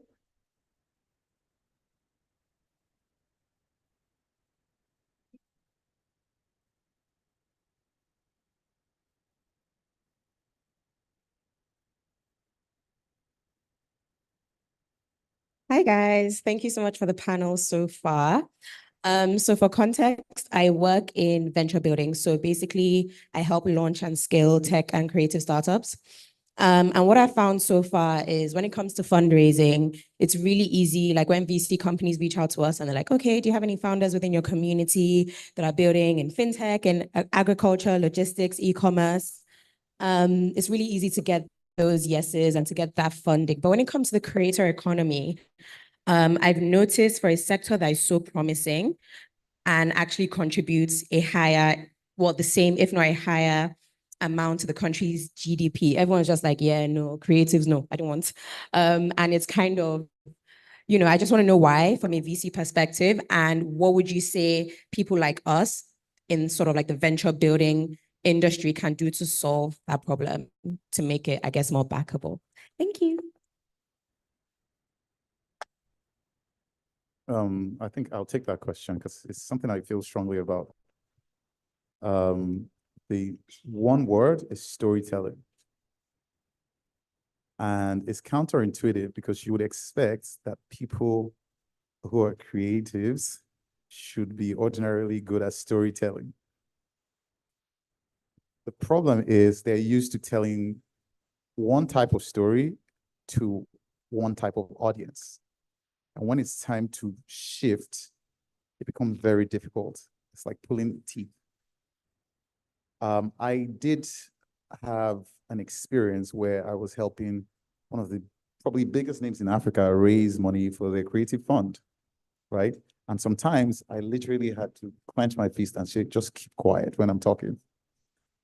And we got outside one day and I was like, do you want this money or not?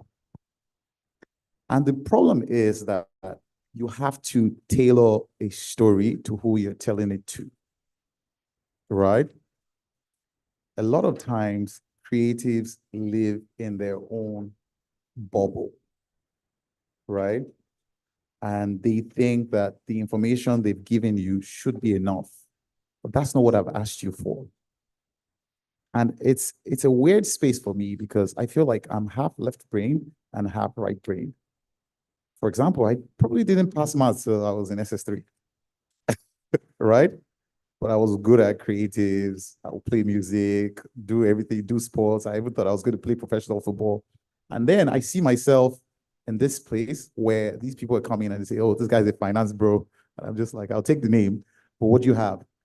So what happens is that you need to learn to tell the story from the perspective of the person with the money, right?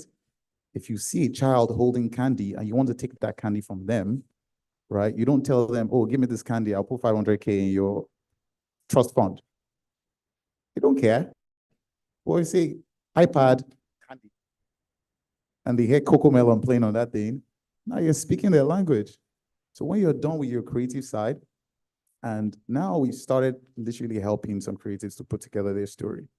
I'm like, okay, put all your nice pictures, all the concerts you've done. Okay, now let's come here. How much were the tickets? How much did you spend on logistics? Was this profitable? Right? This is what this person wants to see. Outside all the free tickets you're going to give them to shows. That's nice too. Investors like to do those things, right? So it's a storytelling gap that's there. And I think that's what creatives need to fix. If you know you want to get investments in creation or ideas, that's fine. If you want to get investment in money, accounting and finance is the language of money. And so you have to speak that language to the person to have it.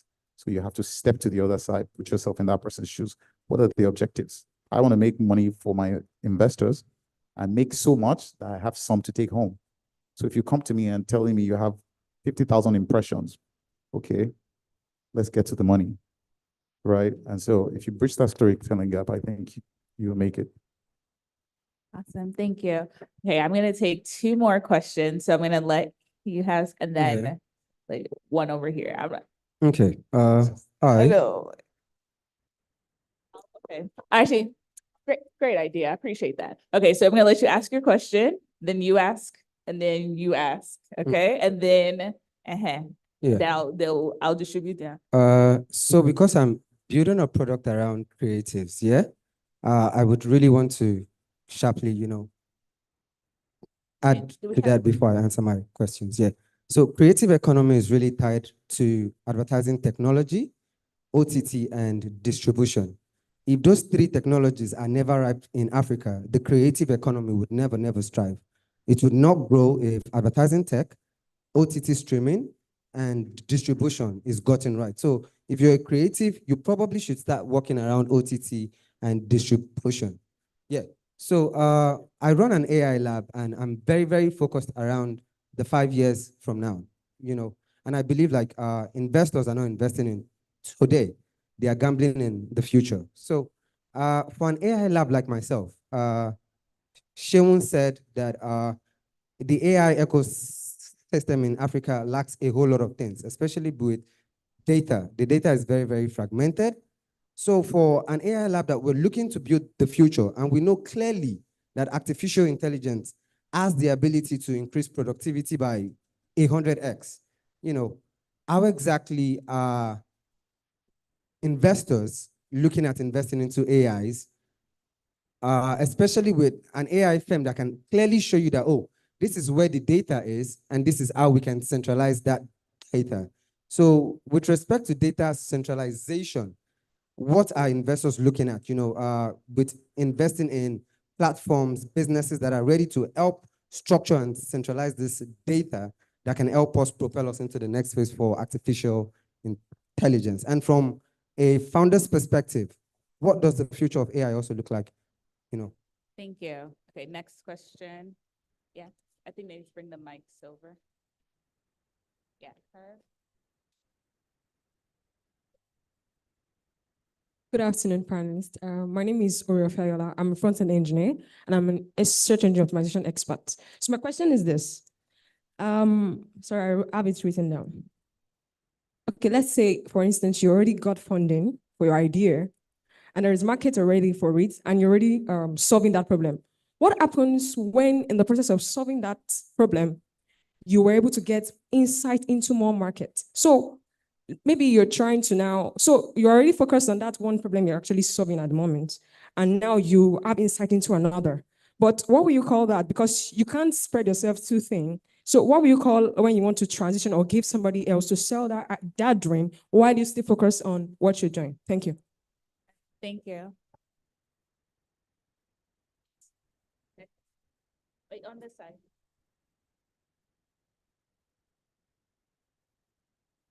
Excuse me, who? All right, my name is Emmanuel, and thank you for changing the rules for me. So I'm very surprised that talent hasn't been discussed. So I was worried. I wanted to be sure whether I was in different universe because my whole startup is focused on talent. And by that mean that we all know that it's almost impossible to hire, even an executive assistant, a driver, a nanny. But let's even leave that. Let's talk about graduates that are coming out and are not work ready. Which is what my startup is focused on. I'm curious to know is that a problem for you guys? Because I'm surprised that it hasn't even come up in the conversation. Meanwhile, every time I speak in my previous life in consulting, the problem wasn't strategy. The problem was there's nobody to execute this. So I wanted to know your take on that. And of course, in 30 seconds to say that I'm a founder of Crypta, what we focus on doing is upskilling early career talent, preferably fresh graduates, so that they can be in front of you, ready to work from day one, like ambidextrous generalist. That's what our startup is focused on. But I just wanted to know, isn't the talent problem big enough? Because if you look at places like Silicon Valley, while they're very ambidextrous in some cases, especially for startups, you sort of need to build a talent pool and with the jackpot thing so that locally there are people who you can get hired that can get stuff done for you, not spending 2 weeks doing a task that should have taken them 2 hours because nobody put them through a proper task starter. And as a founder, you can't be under pressure to be training anyone. That's not your business. So that's really my question/pitch. Thank you. Thank you. So I have one more. This guy. No, him. Oh, sorry. Can you give him okay. Yeah, him. Yes, thank you. Thank you. Good afternoon, everyone. My name is Ugonna, co-founder and CEO at Figo. Basically, Figo is a B2B wholesale marketplace. But my question is on timing and market, which you said is the most critical factor to a startup success. You said it's about 42% timing, particularly. So when you look at a good example that many people use in the ecosystem, Paystack, right? Today, Paystack is the ideal company or the ideal startup. Paystack started in a market where there was InterSwitch, right? Offering a similar solution, just that you had to pay and it would take longer, etc. So my question is for the VCs of the panel, the investors. When pitching Paystack, somebody can easily say, if we go back to the year Paystack started, and you're pitching your solution, someone can say, what if InterSwitch decides to remove the setup fee and remove the time constraints, the 2 weeks constraints? How then would you have a business? Now, if VCs are thinking like that, Paystack would never have emerged and would never have been successful. So how do you deal with the issue of, or how do VCs generally think about startups that are building where there is, quote and unquote, a large player who is looking in a different direction or executing in a different manner? How do VCs think about that? Thank you. Thank you so much. Okay, I'm gonna pause. I love the energy from our panel. I appreciate y'all, but we have companies to run, so I'm gonna batch up my questions. So for my panelists, the first question talks about the AI lab. Apparently, my question asker person, I didn't catch her name, can for sure see in the future that 5 years from now, what they're building is absolutely going to be 100% successful. How do they convince you, right, that they are so sure that this platform, we all talk about, AI and what that could look like, and you've mentioned the data. So it's like the data centralization platform. Why not take that risk today? You've said it's the bedrock, right, for where we need to get in the future. Why not take that risk today? What is the thing that needs to be shown to you so you have the same level of conviction, right, as to where that will be in 5 years? The next question is about a pivot, really. You started working on an idea, you got money to start working on this idea, and then you see another opportunity and you're like, ooh, that shiny thing I think could be my thing. I guess, how are you managing your stakeholders? How are you managing your investor? How are you managing your team when you look at this potential thing that could be a pivot? The third is everyone's true headache, actually, is about talent. So yes, we talk about the team, and a lot of times people are focused on the founders, but they're going to need the tens, the hundreds, the thousands of people on there. So is that a sector or segment that you would invest in, so that way they can upskill, because it is a critical component that'll feed into, right, every single one of the startups you're investing in? And finally, how do you view, timing when there's seemingly competitors in the market? So is it that you always have to be first to market? How are you viewing competition in terms of timing and determining that, yes, this company is still worth putting money into? I hope I summarized all your questions well.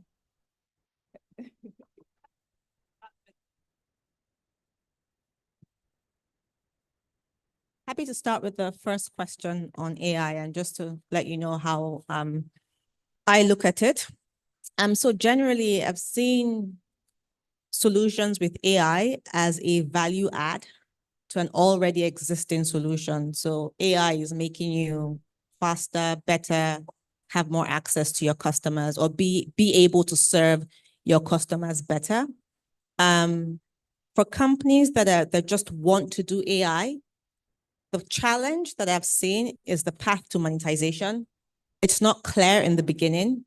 So I think what you can do is one thing that we've said, something Olu mentioned as well, just tell a damn good story as to why we should invest in you and why you think this is the future. But also, if you can also compare to models in another region, for instance. So Olumide talked about LATAM, for instance. So maybe compared to like Europe, LATAM, Southeast Asia, and you want to say maybe this is, Nigeria or Africa is where Southeast Asia was 5 years ago. This model or this particular product is doing well in this region. We have the same levers and the same factors, and it's only a matter of time before we get there. So for me, it's the compelling story. But what I struggle with in my market is the path to monetization.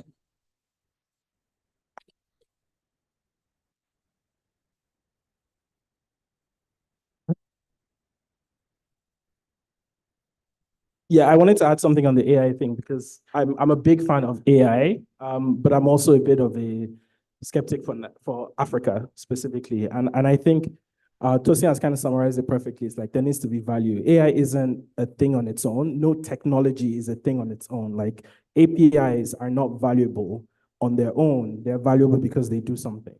And so one of my favorite shows is Gen V. It's a superhero movie. And like, if you think about how superheroes are ranked, it's not because you have a power, it's about how useful your power is. If you have a superpower that's completely useless, if you have a superpower that's like, oh, everybody needs this, boom. One big challenge that we have though is market. So like if you're looking at pure play AI gigs for international markets, they kind of make sense. There have been a few companies that have started in Africa. I think there was one in Egypt recently that actually exited, and it was successful. The challenge with AI tech for Africa is that relative to manpower, it's a bit more expensive. So at our company, for example, we've looked into AI when it comes to like call centers and like support and some parts of our telemedicine pieces, right? But like at the end of the day, when we run the numbers, it's more expensive to use AI than it is to like hire somebody for X amount of money, going to your talent question, which is great for him, I guess, for now. But I think the summary is like, I do agree with you, 5-6 years from now, it's going to be a big deal. I don't dispute that, and I agree with you on that. I think the question is, as Tosin said, where do you sit? But if you're thinking about AI for Africa, that value piece and that cost piece are for vendors and buyers, they are going to be the deciding factor. So summary, don't get hung up on the tech. Don't get hung up on like the excitement or the beauty of the tech. Think about how that creates value for businesses and customers. And I want to touch on the pivot question, talent, or how do you view timing and competition? So I was going to talk about the pivot question.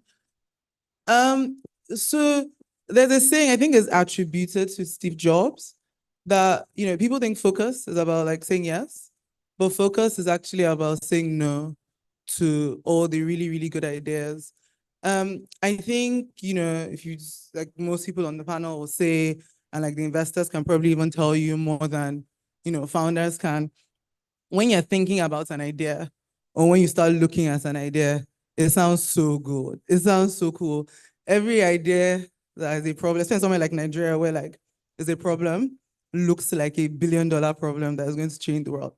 But like our chairman, Olumide said, is that there are some markets that the people that didn't enter is not because they don't have sense.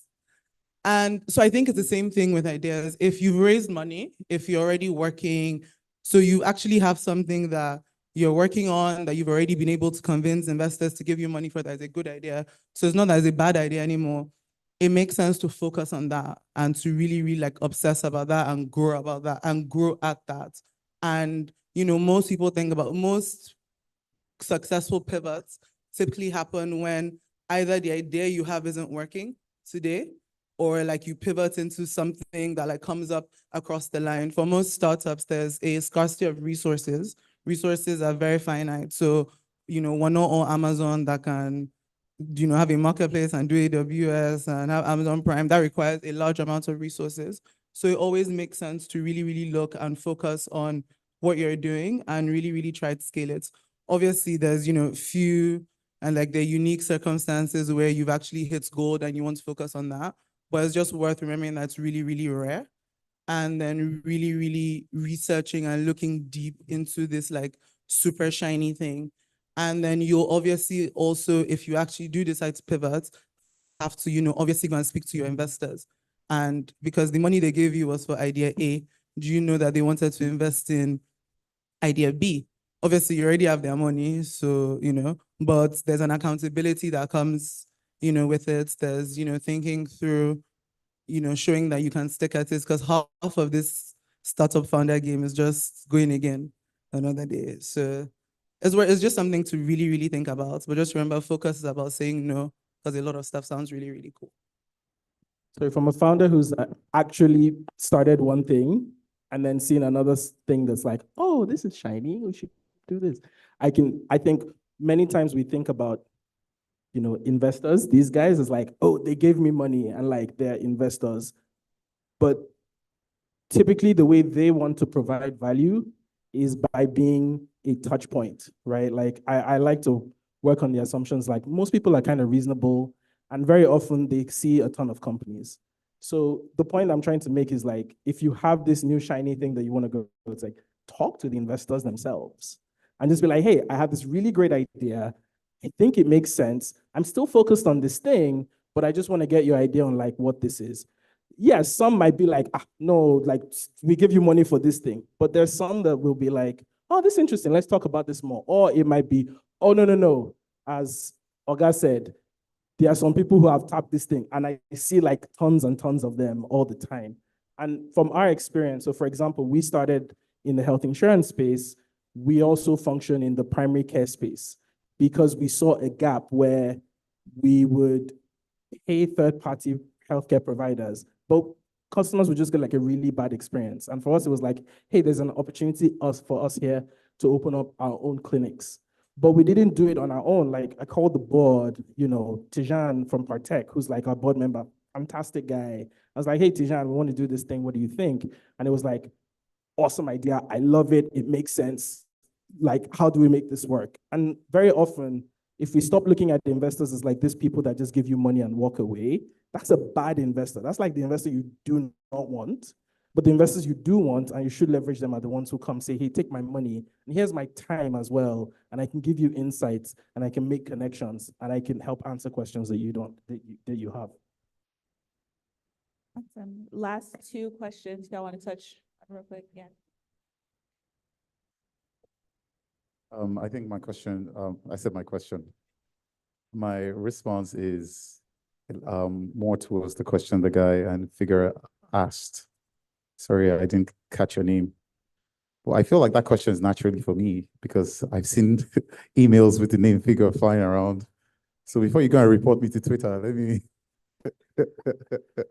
So a lot of times, and if you listen to what I said before, there's 60% where companies tick the boxes. There's another 40% that are things you can't touch, right? Sometimes is, as Ebony said, if the investor likes you, right? That's less significant when it comes to institutional capital, right? Where there's an IC, there are processes, right? But it does work. The reason why sometimes, well, let me take a step back. Ideation comes in two ways, right? There's the pivot 0 to 1 moment where you're going from landlines to GSM, or you're going from nothing to pigeons, basically. Oh, so now I can communicate with someone that's far away, right? Bring this pigeon, give him a note, take it. There's a 0 to 1 moment. Innovation happens there. It usually builds massive opportunities. Maybe not massive companies if they don't execute properly, right? So it builds a massive opportunity.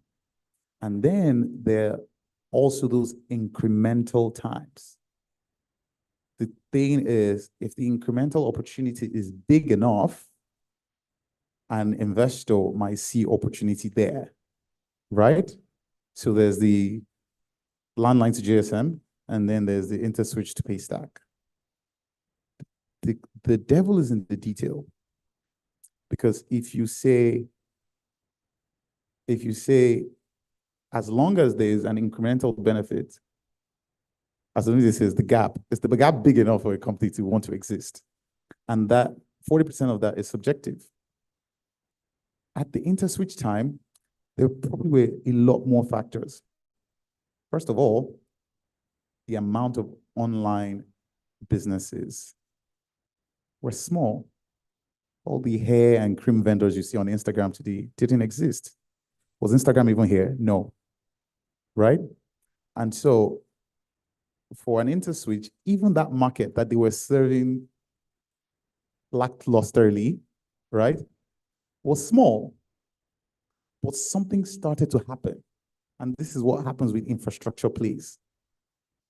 Social media came. We were using it to dance, right? People were using it to go viral. And then companies like Wix build a website in 5 minutes, right? Even developers started learning how to make websites in very short times. And so things started to change, but a lot of people didn't see it, especially probably the guy sitting there. So when a founder comes to you, there's now a combination of many things that make that timing right. The guys who were doing online payments at InterSwitch were probably like this, very small team. The rest of the guys were dealing with banks, doing the big transactions. I started my career in banking. They were trying to move it from T+3 to T+2 to T+1, right? That's where the value was. And so you have to give kudos to someone that says, things have changed. First of all, mobile penetration has gone up. We're now a mobile-first industry. Websites have gone up. Data costs have dropped. People's buying decisions are changing. Millennials and Gen Zs are coming into the buying market. So it creates a ripe time, and all these things add to the amount of gap where you can now ask, does Paystack need to exist? Right? So the fact that, oh, InterSwitch can possibly drop the price, yeah, but do they have the engineers to drop the time? We don't know, right? So some things are competitive advantages.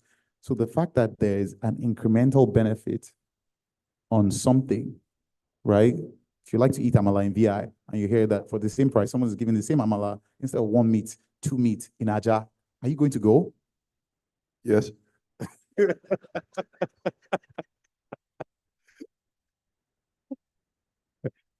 Right?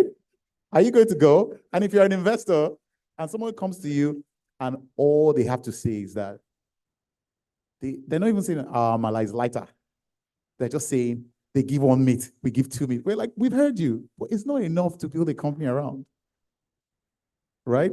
And so sometimes when investors say no to you, it's either, first of all, it's not a 0 to 1 moment, or it's not a 1 to 10 moment. Maybe it's a 1 to 1.5 moment.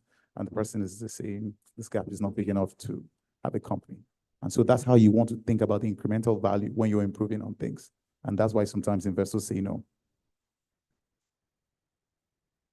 You want to take the people question? Talent question. I think if you said no to him that way, that was very good too. The question was on talent. I think the previous panel did touch a lot on talent, and we did when we talked about team a bit. For me, what you're doing is one of the most important things that needs to exist, that needs to be built. So I know you hold me downstairs when I come down now. But if you think about the talent opportunity for Nigeria, for Africa, it's massive. I think it's going to be the most important thing that we need to build. And I think you even see that with the minister's strategic blueprint and what he thinks on talent. In 2050, Nigeria will be the third most populous country in the world with 50% below 20, median age below 20. And we can become the workforce for the future. In European markets and Western markets today, aging population, who will be the workforce for that market?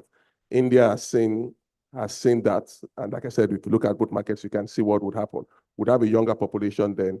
How do we train those people? And even when you think about building out the AI workforce, in many other technologies, right? If you think about the internet or even landlines, the guy in the valley, in Silicon Valley, was playing with the internet when you didn't even know it existed here. A bank MD in Nigeria today probably used the internet for the first time when he was 35 or she was 35. But today with AI, Wasi or Muiz in Sangotedo can start building the same time Jack in Silicon Valley is building and learning, and we can do it cheaper. So for me, I think the biggest opportunity that would exist would be training our workforce, upskilling our workforce to be the global talent and the workforce for the nation. And we're already seeing it. We're already seeing it happen. If you go to Yaba today, you meet young guys who are 25, 26, working for crypto companies or working from Nigeria, right? And it's happening. So the key question then becomes, how do we scale How do we scale that? And I always say this example because I'm very proud of the gentleman, a waiter that I met called Daniel in a restaurant who I paid for him to go and learn how to code in semicolon Africa. Paid 3 million naira. He was given a laptop and a meal a day. He was earning about 50,000 naira. He graduated in 2022. He's working for a YC company today and he's earning 15 times that money, right? So someone's path has changed because he was educated and opportunity was given to him. So how do we scale that to 100,000 Daniels, 1 million Daniels? I think that's the biggest opportunity that will come out of Africa. Thank you. Well, thank you all so much for your time. Thanks to my panelists. Because of time, I'm not gonna have you give another word, but yeah. But I want to thank you guys so much. Again, we talked a lot about what venture capital really is, which is that can your company give me that 100x? Are you solving a problem that's big enough? So first of all, should it be solved? Should you tap into that market? And is it big enough? We talked about, how to sort of assess, different types of money. Yes, if someone's offering you money, almost always take it. But are the did the terms make sense? But do you think you won't need money in the future? Do you think you can return that capital? But yeah, so I hope that we helped y'all a little bit on that. And sometimes, look, should you really get debt? Should you just work harder, bootstrap your company for a little bit longer, and then have something to sell? And a lot of it too ties into making sure you tell the right story to the right person. So a story that may appeal to Tosin would not appeal to Olu, right? Something that may make sense. So make sure you tailor that and really understand who the other person is, for them to buy into it and come on this journey with you. So thank you all so much for your time. Thank you, panelists. I appreciate y'all. Have a great day. All right, pictures, please, for the panelists. If you all just want to step forward, and our photographers can take a photograph. And then, of course, we've got gifts for you all for a great panel. Thank you so much.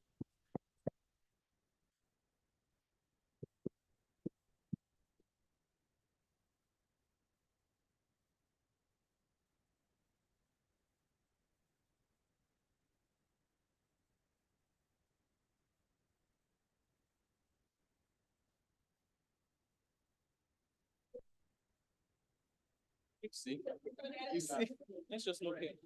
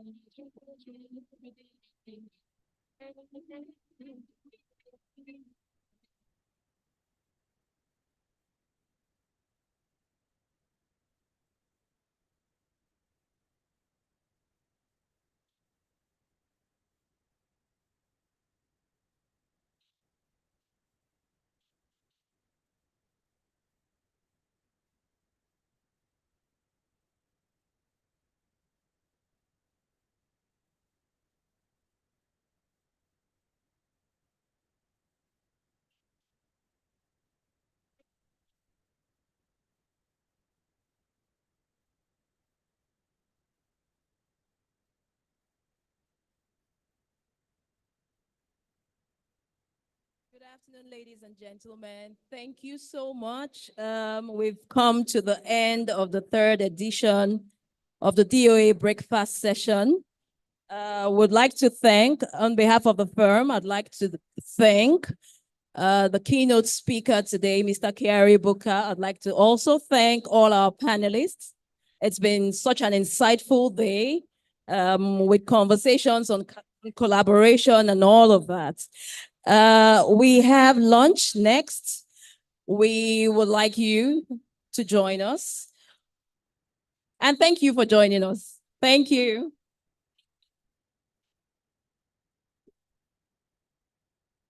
Thank you very much, everyone, for joining. Please note that we have the IP clinic outside. If you have any questions relating to intellectual property law and have any concerns, our lawyers are on standby to answer your question. Thank you very much once again.